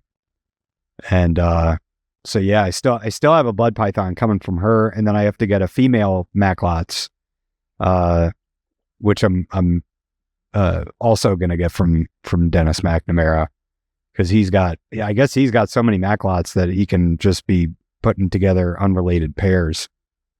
So I'm stoked. Yeah. And that thing, like talking about snakes that run, like the opposite of that is this Maclots I got from Dennis. Oh yeah, they stand and fight. Yeah, that's a lot of the liasses can be like that for a while. At least until then they hit some stage in life where they just don't care anymore. It's odd. The Sanders seem like they hang on to that attitude a little longer than the rest of them, but maybe olives. I've had some olives that are kind of. I think the olives are just more food motivated than all the other ones. Yeah. Yeah, it should be good temperament wise with the Macs, right? They mellow out. Oh yeah, my adults are fine. I don't have a problem with the adults. That's great. You coming from you, that means a lot. Mine are pretty mellow. You'd have to smell like a rat for them to want to probably latch on to you. Yeah. But yeah, I saw. Yeah, now that you said that, though, I do remember your diamond python. Is it a pure diamond? Yeah. Okay. Yeah. I should bring a picture of it up. So what does your group consist of? I am at 1.2 right now, diamonds. And have you already started keeping them outside? Yeah, they're all outside. Yeah. And I feel bad for the male because he seems like he's not used to it. He kind of say, like, at first he seemed like he was really digging it, and then it started to rain, and he legit seemed depressed. Like he was just laying in his log like, this sucks, dude. Like I'm wet all the time. And but I think, but then I did look at him just before we started recording, and he's going into shed, so that could explain his little bout of depression there. Yeah, usually when I got carpets that go in the shed, that's the only time they'll break the routines, and they'll hide in their hide for like 2 weeks straight and hardly ever come out. Yeah. And I'm just like, man, my God, what's going on? And then next thing you know, there's a lone shed in the cage, and they're about doing their business again. Yep. Yeah, they are. Here, I'm gonna bring this up on the screen. This is a pretty good picture. Yeah, I freaking love the diamonds, man. They are so cool. Do you guys? Neither of you do you have diamonds, William? No, not yet. I've been debating it. I see some of the stuff. Dave Kelly and them. Some of the stuff he posts, and I'm like, yeah. Makes you want to get some of that, especially that LASIK stuff. Oh my God. Yeah, they're nuts. This male that I got, I forgot what it is. It's something Creek and Cypress Creek. Yeah. Is that what it is? I think, yeah, I believe. Okay. Yeah, he's that and one of the zoos. I really need to. Yeah, I keep it all on Messenger. Like if I ask for lineage of stuff, or if it comes from anyone other than Nick. If it comes from Nick, then I have an actual chart, or at least a code I can go and check for it later if I need to. Yeah, Yeah, Nick like keeps all his records and everything. Yeah, other than that, most other people I had to ask, with just general history and all that. Yeah, that's kind of I like create a file for every animal I have in my phone, like photographs, and I'll take screenshots of conversations and lineage and all that and kind of stick it all in there. Because you got your pair from Brandon, right? I got 2 females from Brandon. Oh, you got 2 females from Brandon. Okay. Yeah. Yeah. So he were they from the ones he got from oh man. Look at that. That is beautiful. That is the most like Australian diamond python. That's everything I want in a diamond python. Like super high yellow. I mean, he's like radioactive looking. Yeah, have you guys been following that dude over in Germany? I think he only breeds diamonds, or at least python wise. He breeds diamond pythons, and they actually have dorsal stripes. It's the most odd looking thing. They don't look pure. Well, they definitely look like they have diamond influence to them, but you're just like, man, I've never seen a stripe like that on a diamond. That doesn't look right. I'll see if I can find them again. He's over in Germany somewhere, but yeah, he had some allegedly pure diamonds. I don't know how true it is or not. So, yeah, and it's kind of, I don't know, like I'm super excited about keeping them outside, and I want to get them big. I want them to look like the diamonds you see in Australia. Like, when you see like a wild Australian diamond, they're just monstrous, You better get rabbits ready. Oh, seriously, there's some pictures of them eating rabbits too. Yeah. I don't know how big those rabbits are out there, but I'm sure they're at least a few pounds. Yeah. Maybe throw them a baby kangaroo or something like that. At least. No. Yeah, dude. I mean, I've seen some of it's so crazy. Like going to those Australian snake catcher profiles and seeing some of the carpets that they pull out, and they're just huge. It's wild how big they are. I think the problem is with those pictures, though, is they're showing a lot of carpets found in near civilization. So these are probably carpets that are just in chicken pens. Yeah, well, that or they're eating pets. I mean, those carpets are probably eating cats and maybe even small dogs.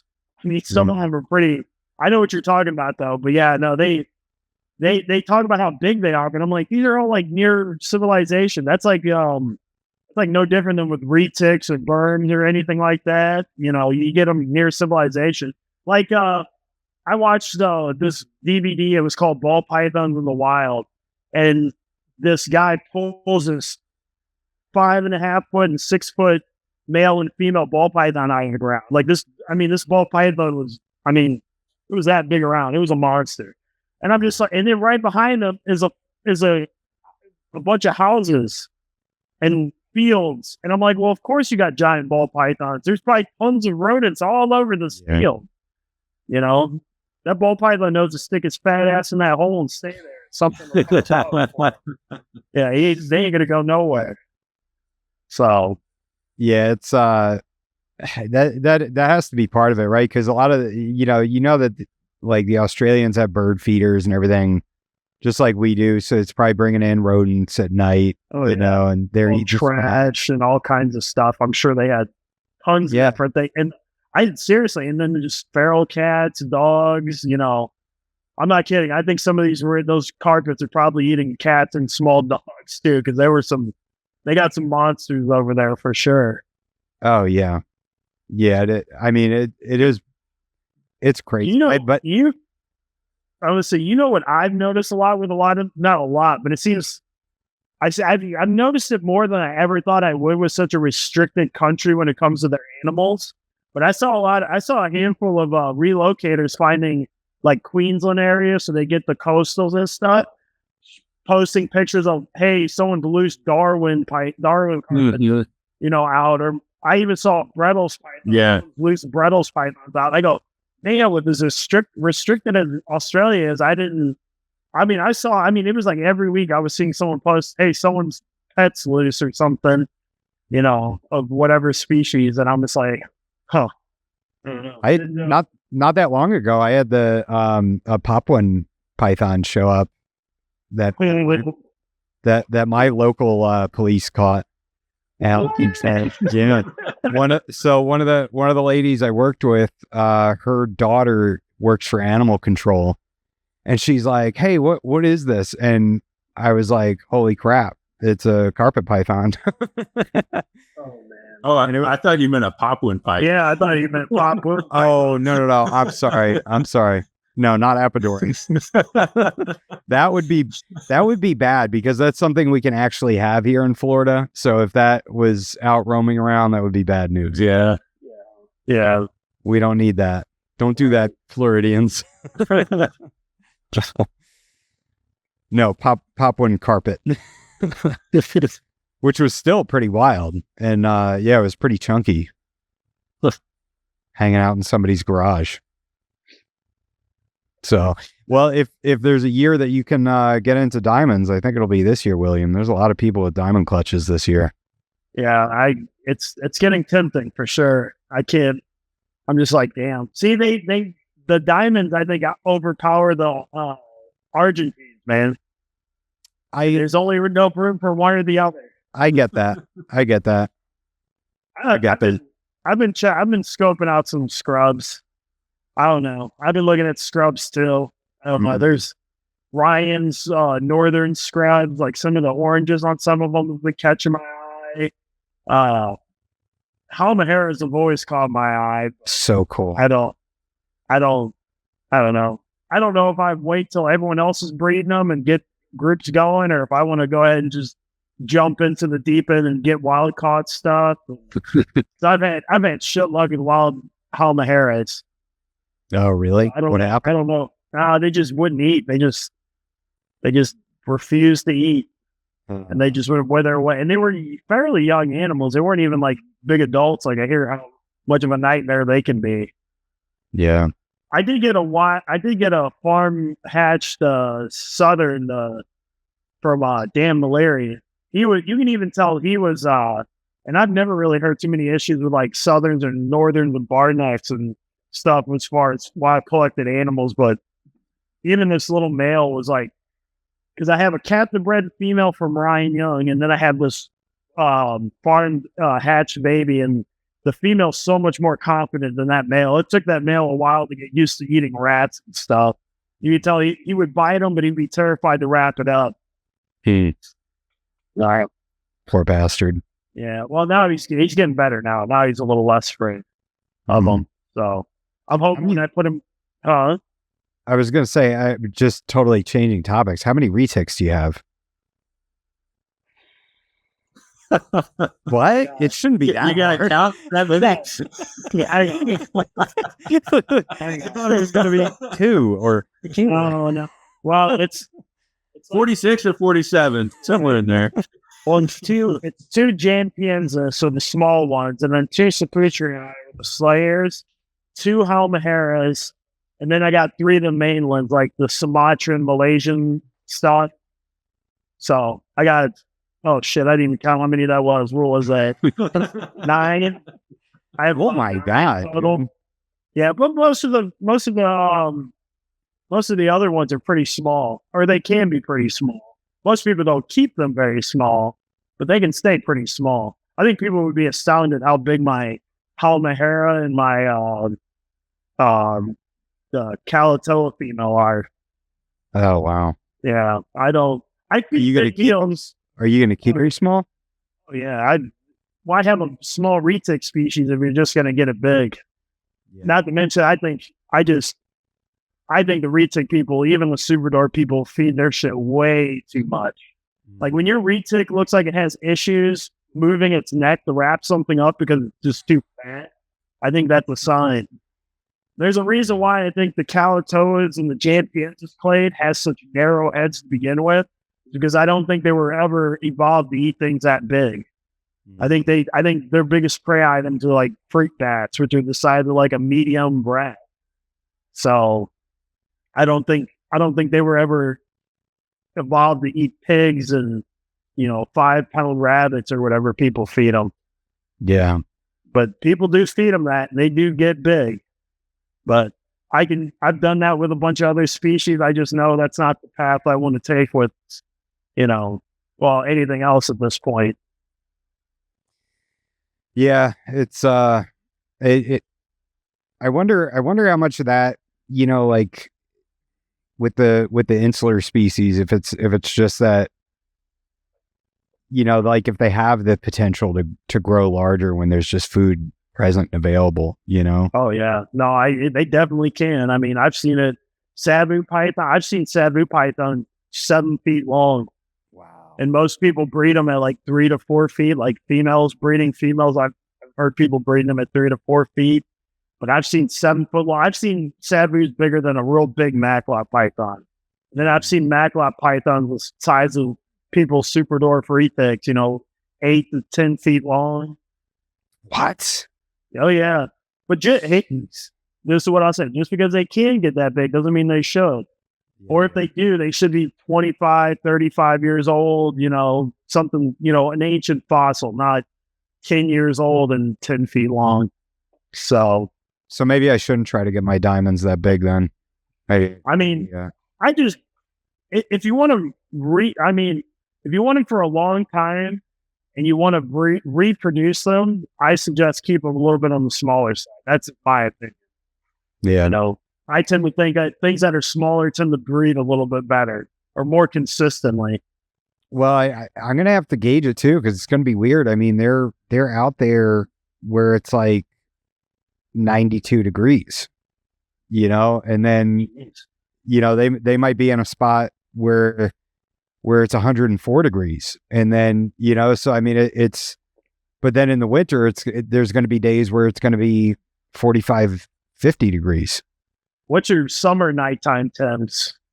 Let me check. I can tell you right now what it is. It's, right now it's 81 degrees and raining.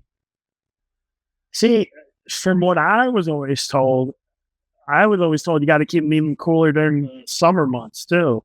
Like, so it's at least that's drop. what I was told. So by 7 a.m. it'll be 75 degrees. Oh, that's something. Is that usually your peak as far as heat, or can you get in the 80s for a little while at night? Yeah, like once we get into like August, like it's going to be nasty.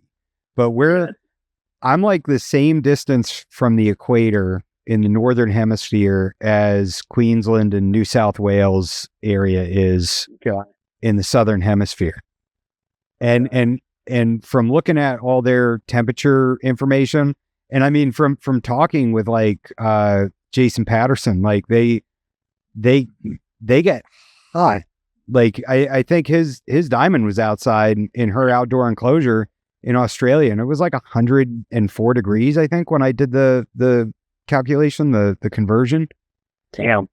Yeah. So I mean, I guess you'd be fine then. I didn't. Yeah. I'm hoping. I would say, because doesn't if I'm not mistaken, Crutchfield keeps his line out there and outside year round. I think he's had an old pair of them too for as far as I can remember. Last I heard, he has a group. Yeah, I need to get with Ron St. Pierre and figure out like the whole insulated hide for the winter and all that kind of stuff, like how to keep them warmer during the winter and So what do you do for predators? That's always been my fear. Is this like coons or coyotes or foxes or something getting to them? Maybe not. I could see those being a problem too, I guess. Even a big diamond. So my enclosure is going to have a concrete, like a cinder block base that's going to be all mason. It's going to be all stuck together. I got a guy coming over, I think next weekend, and he's going to do his thing and stick them all together. And so it's going to be like, I think, how tall is that? Like 16 inches tall, something like that, of concrete block. And then I'm going to set my wooden structure on top of that, which is 6 foot by 3 foot and 6 by 3 by 3. And then I'm going to put 1/4 inch hardware mesh over the whole thing. So nothing's going to be able to reach in there. Okay. I don't even want like lizards going in there that they're going to eat or something, and pick up a bunch of parasites. Parasites, yeah.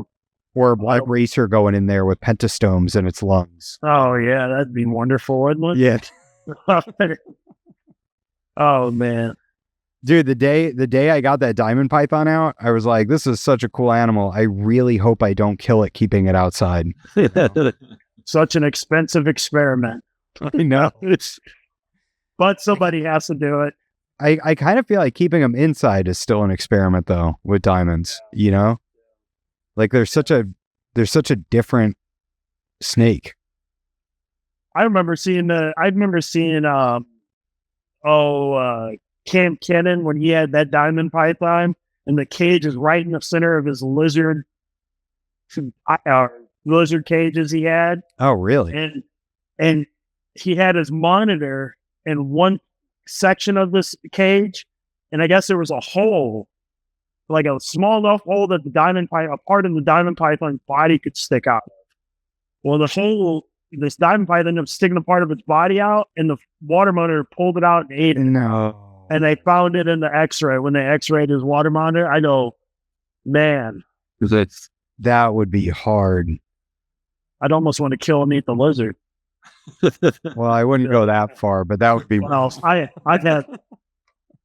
like snakes a little bit more than lizards, so I have no qualms with it. Yeah. Yeah, I know I've seen his I can't remember his lizard's name. Slinky, I think. Slinky, yeah.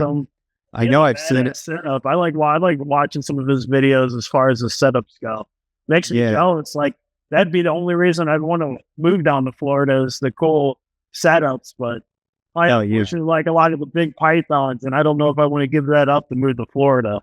I know. Yeah, I'm gonna have one when I get mine. It's gonna be for Nick Lillis, and he's a sponsor of the podcast, and he makes some badass black dragons. So yeah, at some point, that's where I'm gonna go. Get me a big old badass lizard. Righty.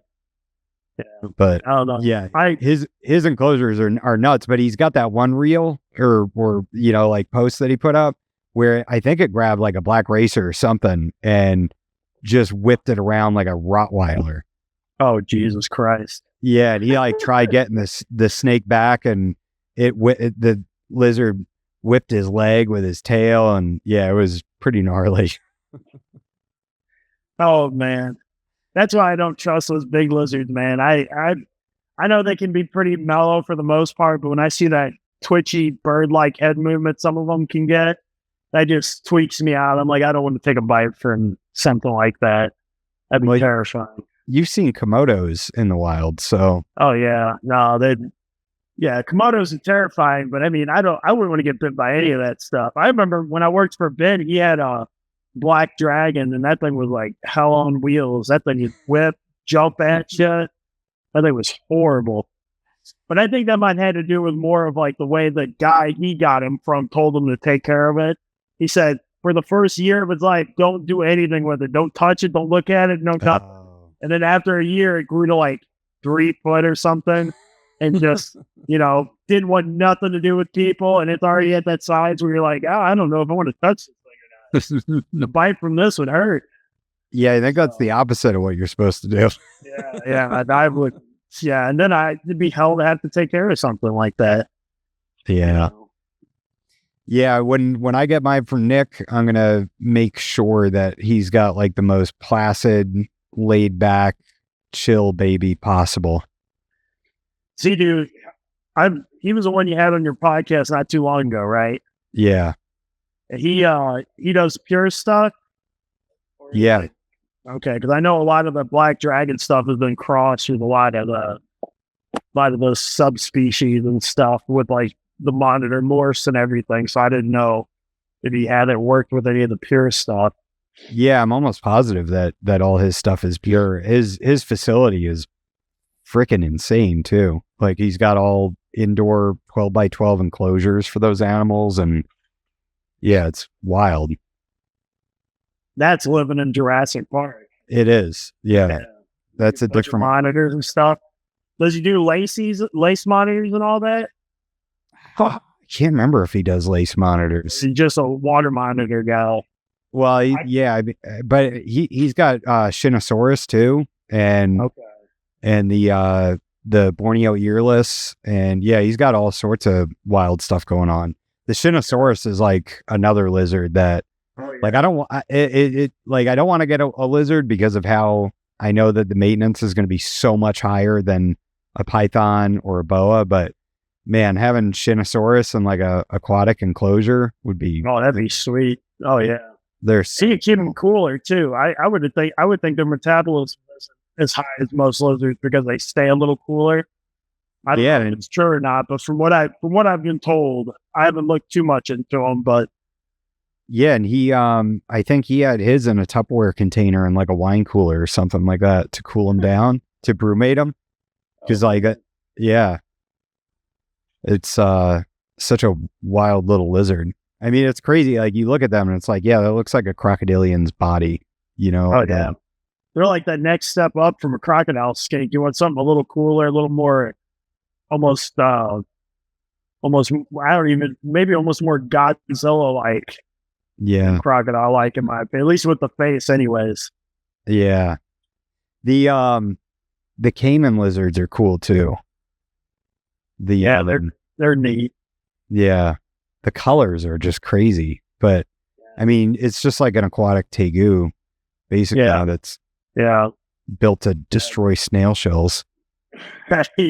Yeah, and I couldn't imagine getting bit by something like that with those big old jowls and stuff. Oh God, yeah, horrendous. See, I don't know if I'd want to keep stuff like that, because if I keep it, I think it'd be inclined to want to bite me. And the last thing I want is to have to deal with a lizard with a bite like that. Or some rare their teeth like that, depending on the species of lizard. Oh God, that'd be horrible. I'd have nubby fingers or something, or be taking trips to the hospital to get stitches. I'm surprised you're not setting up like a monitor enclosure in your facility. I got told, somebody offered me some lace monitors not too long ago, or a little bit ago, and I said, no, that's going to pick up big snake root. I don't know. I just. Something about big pythons, I think, just to me are cooler than big lizards. Yeah. Less maintenance too, I guess, too. There's something about, like, if you can get a setup like you'd have for a carpet or a green python, but scaled up for a big mainland retic to sit on, that's one of the most impressive things to see on a branch in an ambush position waiting for a pig to run by. That'd be really cool. Yeah, so I don't know. Say Argentine does that. She goes up in her branches and goes into the ambush position. Oh man! Well, you know what? I did see that picture of the one eating an eagle or some kind of hawk on top of a tree. It was in I think it was in Vin Russo's book, if I'm not mistaken.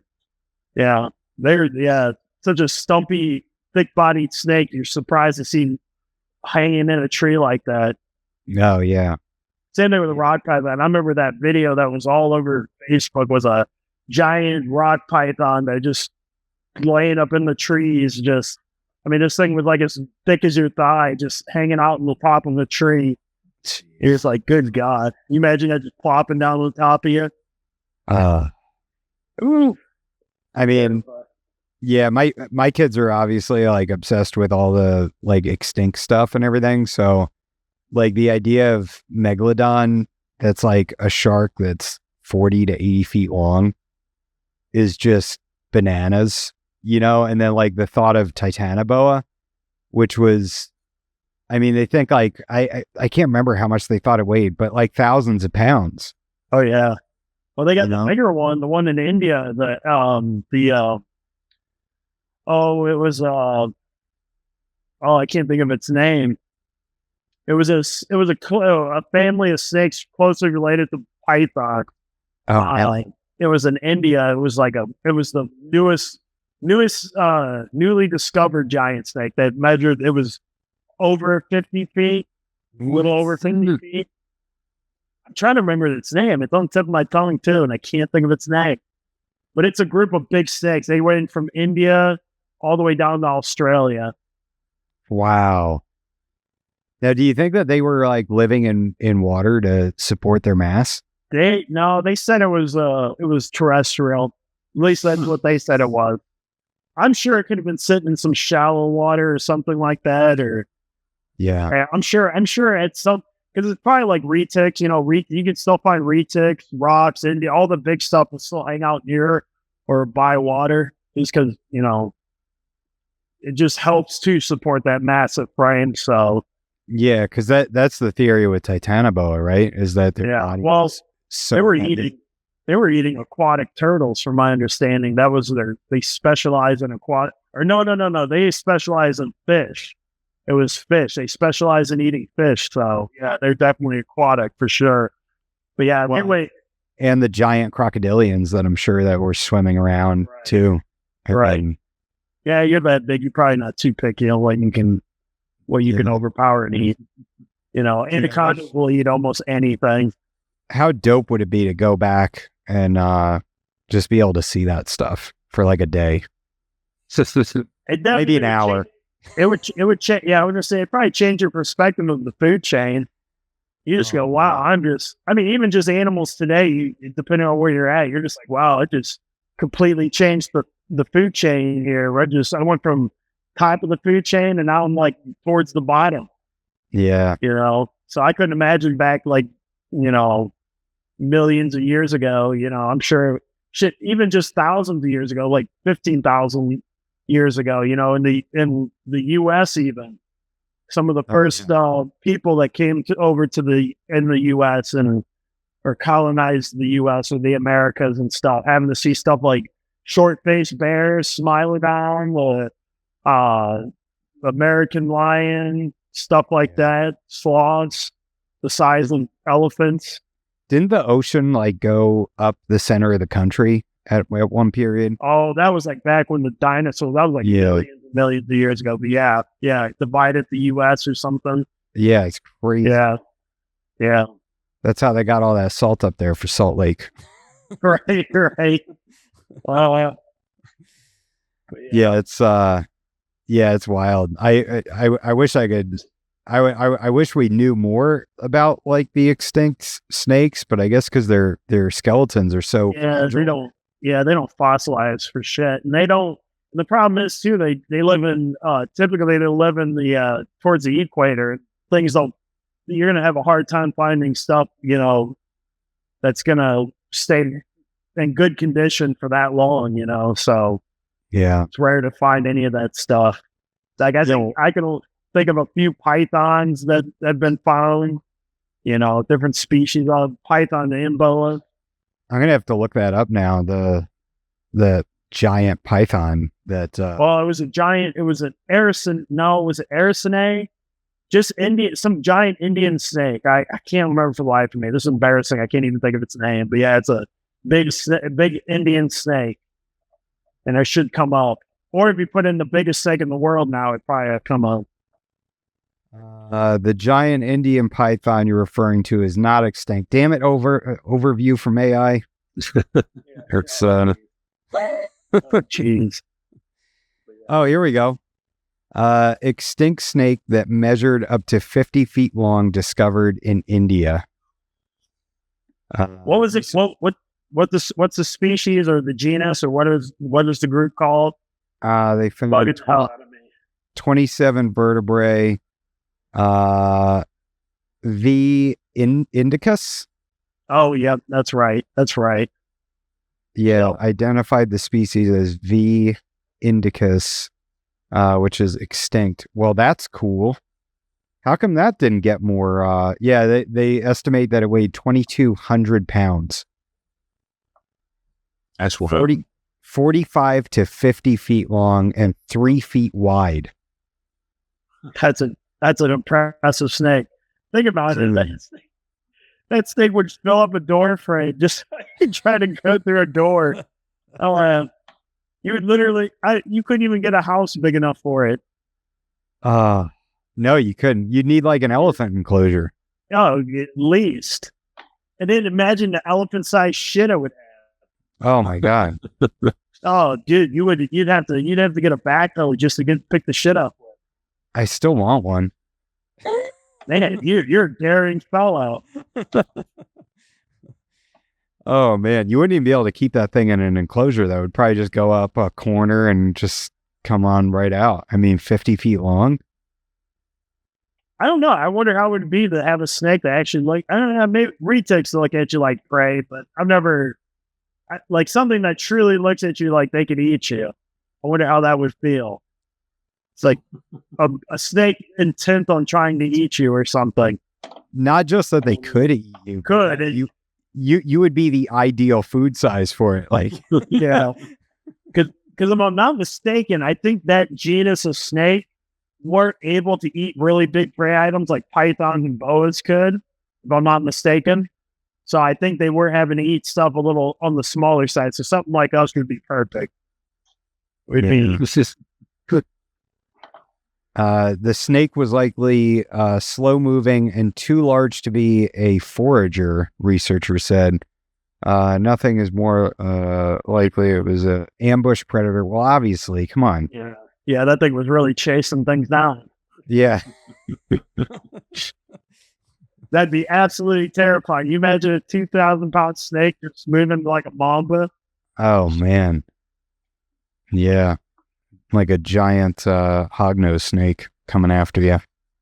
Well, I think, if I'm not mistaken, I think there was a species of viper that was as big as some big pythons. I'd have to look it up. This has been like a decade ago. I haven't looked up too much about it, but there was it was like a viper that can get the size like 100 to 200 pounds or something like that. Really? It was a decent sized viper. If I'm not mistaken, it's been a long time ago. I'd have to look it up. How crazy are the adders in Australia? I think they look like a viper. Yeah. They give live birth, but they're an elapid. Yep. I think that's so cool. Virgin evolution at its finest. Yeah. I think that's really neat too. The fact that they imitate a viper to nearly a T, but aren't a viper. Yeah. And then you have the viper boas that imitate them. Well, then I think you got like even all blood pythons are real similar to a lot of those species too, like the gaboons and all that. I had a buddy who was he was like madly in love with like rhino vipers and gaboon vipers. And I told him, I go, dude, why don't you get blood pythons? They're real similar body shape. You can actually get it out and mess with it. And they have, because he was a ball python guy in South Africa. And I thought, just get blood pythons. They have, and he was a ball python guy. I said they have all the pretty colors like ball pythons do, but you can actually get them out and mess with them. Well, interact with the animals. Yeah, without dying. Yeah. I don't know. People, it's weird. Like, you think of people in the U.S. and you don't think a ball python guy and a hot keeper guy being in like the same would have anything to relate to. But in South Africa, a lot of ball python people keep hots, like vipers and stuff like that. A lot of tree vipers. Pretty interesting. I go, man, you guys have a polar opposite mindset compared to a lot of ball python keepers in the U.S. Yeah. I think the hottest thing they keep in the U.S. is like hog noses, as far as like venomous stuff. Yeah, which I guess is a good thing. I can't imagine a bunch of people in the U.S. need to be messing with hots. Yeah, we got a lot of irresponsible people. I don't know if that'd be necessarily a good thing to have. Yeah, probably not. Well, I guess I think we'll wrap this up, guys. It was great catching up with you. And do you have any herping expeditions planned? Either of you? I was hoping to go to Papua, but Daniel never hit me back. But I was wanting to go to Papua, or I guess it'd be West Papua is where he was planning on going. And I thought that'd be cool. I want to go back to Indonesia. I was going to go to Justin's little 50th birthday thing, but that was wrong time for me. And I was like, I couldn't swing that. Yeah. I don't know. When are you guys going to go? I'll tag along with you two when you two decide to go. Take a trip to Australia. I'm going to go back to the Everglades. Go see me some pythons. You said back? You've been there before? Yeah, I just went a month and a half. And Yeah, we drove like 750 miles and didn't see a single damn python. Oh no. What a letdown. I think the pythons know you have a fetish for them. So they're just like, we know the Adam guy wants to see us. He wants it too good. Yeah, we're afraid he's going to steal us and take us home with him. But yeah, I don't know. I've been debating about going to Daytona this year, and if I go to Daytona, I'd have to do some sort of herking down there. Oh yeah, yeah, that'll be cool. I'm definitely going to Daytona, so let me know if you're going. It's like a weird time of year because it's like there's the Atlanta show that I'm vending, but then Daytona I'd like to just go to. But I've been debating about getting some turtles too. I've been having like a turtle kick here recently. What two are you looking at? Those African dwarf mud turtles, I believe. I can't remember their scientific name. They're one of the small. They're like in the top 5 smallest turtle species. They're like 3 or 4 inches as adults. They're pretty neat looking. They kind of look like the baby Godzilla. Is what they look like in the face a little bit. It's the only way I can really describe their look. They don't have too many flashy colors, but I don't mind. What about you, Ben? Any herping? I've been thinking about I need to be herping more here in Missouri because we've got some cool stuff. It's been a while since I've done any of it, but we've got milk snakes and speckled king snakes, hognose snakes. We've got lots of cool stuff to be looking for. So I was going to say, I was riding a bike the other day and I found a rough green snake and what? Yeah. It's like, man, that's something that why is that not something that people are trying to keep? Because those things are beautiful. Yeah. I found a speckled king snake that was striped. I found this thing was so wild looking. I go, wow, this is prettier than a lot of gossip red. A striped speckled king. Wow. Yeah, I'll send you a picture of it. I got a picture of it. It's pretty neat looking. Saw a pretty ringneck snake. I saw a pretty DK snake not too long ago. Yeah. It was really nice contrast to it, at least compared to what I'm used to seeing. How far apart are you guys? About 2 hours. Oh, that's not bad. You guys need to meet in the middle and herp. Yeah, probably should. Shoot, we both live. We don't live that. Well, you live a little further away than I do, but you have to go up to Snake Road. I need to make a trip up there. Go see like bunch of cottonmouths or cottonmouths and stuff. Yeah. Copperheads, cottonmouths. Have you ever been to Mingo Wildlife Area? I don't know. Yeah, that's down in like southeast Missouri, but it's like a swamp and cottonmouths everywhere. Oh, really? Yeah. I need to find some pygmies too. Dave told me there's something in St. Louis that you can find like a little park or something with a bunch. Oh, really? Handful of them. What he said, I don't know. I haven't gone out there yet, but I want to go see some pygmy rattlers at some point. I'm never going to keep hots, but if I were, that would be it. Yeah, no, I'm not fast enough for that. I'm yeah. Those things are beautiful, man. Oh yeah, they're hard to beat. Some of the timbers we have in the Missouri too, they're fucking gorgeous. They make you want to keep venomous almost, but then I know. We saw in the Everglades, I think it was 5 or 6 cottonmouths. One of them was alive. The rest were all dead on the road. One needed to be humanely euthanized. Unfortunately, it was still suffering. But yeah, we were out right at that, kind of golden hour when the sun had just gone down. So they were coming out onto the road. They were right on the shoulder, and we were fortunate enough to get one that was live. So we were able to hook it and move it off the road. And I'm sure his dumbass went right back out. But yeah, the highlight of it here, I'll throw this up on the screen. This is the highlight. Oh wow! Look at that. Yeah, that trans nose herping. Yeah, it doesn't get much better than a crocodile on the side of the road in the Everglades. I believe was laying eggs. Oh, you think it was laying eggs? So there was dirt and sand all kicked out behind her. And we were all under it. So she had like a hole, and there was clearly a hole, and there was a hole next to her that it seemed like she got down and then hit a rock and moved over like a foot and a half and then dug a new hole. And she was I didn't realize it until we were leaving. Like all the lights turned off and we were walking back to the truck, and I heard her strain, and I heard like something plopped out, and I'm like, wait a minute. You should have checked. I mean, you can only get so close, buddy. Hey, you're pretty lumbery. I'm sure you can jump out of the way. Just a quick little glance. I mean, I'm sure you'd have been fine.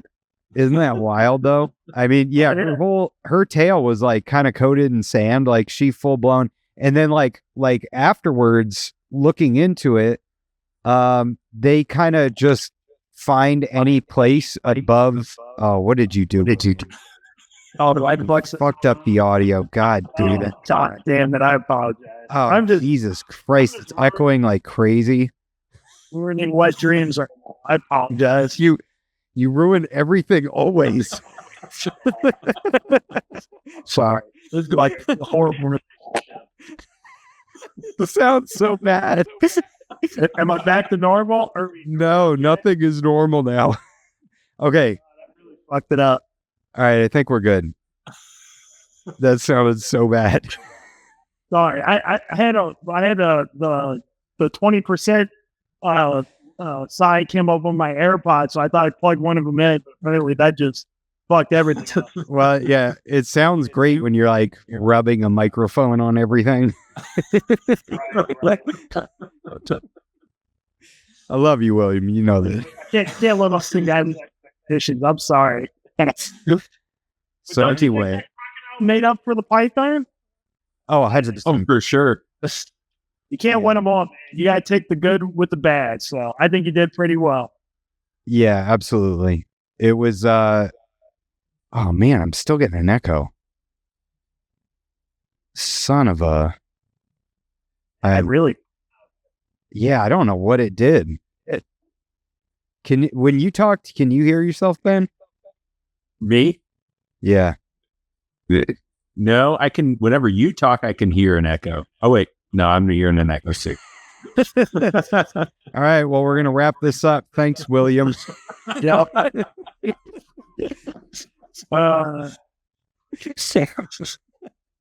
You got to figure out that make-believe microphone that you were wearing. Yeah, I know. Well, it worked, but I never did it with AirPods on. So I don't know if they cancel each other out or I don't know. You might have to go into your settings and tell it which microphone you use. Oh man, that echo is so bad. All right, we're gonna wrap it up. All right, guys, I appreciate you coming on. Oh man, I can't handle this. I can't handle hearing my own voice with a delay.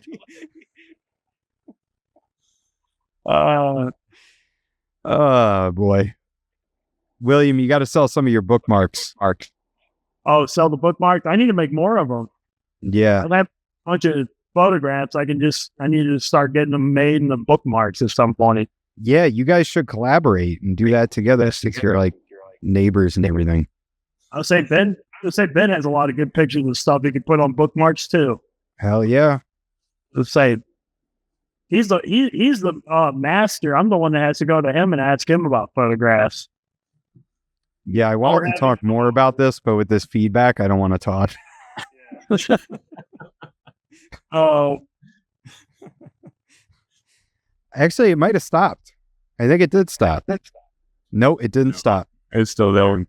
All right, guys. Well, it was good having you on. It was good to be on. I apologize that No, we were wrapping up anyway.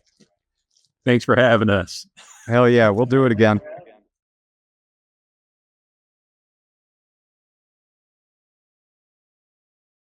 We're losing you. Sorry. Winning out the. Am I breaking up? Yeah, It's that storm, I think. Oh, you got a storm too? I got rumbling outside right now. Yeah. I would say it's raining pretty good out here. Am I good right now or? Yeah, we can hear you. Still in and out. Okay. Well, yeah. What was I talking about? Darwins. Got some Darwins. I got laid. So my head albino Darwin. She's the one that just recently laid for me. You know, I'm pretty bad about just throwing females in with a female and just leaving them in there. Well, I left them in there. And they didn't really show too much in the way of combating with each other, at least not the times I was in there. But I guess apparently they had some squabbles with each other because I saw some bite marks on a few of them. So I was just like, and they were healed by the time I noticed them. And I was like, you guys aren't killing each other. And they're in a larger cage. So they have like multiple places they can hide. So I wasn't too worried about them not being able to get away or hide. Because if one wasn't breeding, he would just stay hidden underneath something and wouldn't come out. And then when the other male was hiding, he would come out for a little while. It was until the female was done. That's when I just took him out. So you had 2 males in with the female? Yep. Okay. Yep. Didn't really have. So, and then I tried gelatin. Damn it, William, that rain's killing your Wi-Fi. Oh, is it getting bad? Yeah. Damn. You want me to hide? Can you send me a link to it? Because I'm not on the actual app. Yeah. Well, I sent the link in Messenger. It just sent me to a separate send me to the browser. Then I wasn't able to, for whatever reason, couldn't get a link to the thing. Hold on. I think I can hear the rain outside at your house. Oh, is it this microphone? Should I just take the microphone off too? No, I don't think it's that. I think your Wi-Fi is shit because I have like it's telling me. Well, if you leave, the problem is like if you leave this, I think it's just your Wi-Fi. Do you have like any devices you can take off Wi-Fi to like free up bandwidth? I don't know if I can get off without shutting it because I'm on my phone. I don't know if I can shut anything off without getting off of it. Because I'm recording separate audio files, so if you close that, then it's going to screw that up. Oh, I mean, you're good now. Oh, I'm good now. All right, you sure it's not the microphone or anything? Oh, now you're getting shitty again. This is the first time I've used it. This is all. Oh, see, I touched the microphone. You sure it's not the mic? I don't think it's the mic. I mean, it doesn't sound like the mic to me. Here. I don't even think the mic is on. Oh, shit. Should be. Mic's not even on. Lights on, man. I don't know. Oh, it says it's on. I don't know. It's just not this recent. Yeah, is this for sure? I don't know. The light's on. I figured it was on. Oh, this sucks. Because it sounds like it's going through your earpods. It would probably sound better if it was going through the microphone. I'm leaving this in because this is funny. Oh gosh, there we go. So should I just take the AirPods off and just leave the mic on? Would that help? No, because I think we can hear you through the AirPods. Oh, well then I guess it's pointless to have this on, huh? Yeah, I mean, then at least I could charge my phone then. That is hilarious. Sorry, I'm new to this. No, you don't know what I'm doing. Well, last few podcasts I was on, they said your sound is horrible. It is. I go, it's horrible right now. Is it bad? Well, it's normal. It's normal for you, William. Ben's got a nice singer. It don't sound any different to me, but I can't tell. Oh, Ben's a professional, okay? He was ready for this. Clearly, I wasn't. I messaged first, and clearly I was the one that wasn't prepared. You're like, I'm good, guys. Let's roll. I would say, am I bad? Am I okay right now? I mean, I think it's working now. I guess he is. Is it? I wonder if look like a what? You look like an old video game. Look like an video game. Yeah. Like PlayStation 2. Oh, Jesus. You're showing our age now. Yeah. Oh, God. Anyway, what were we talking about?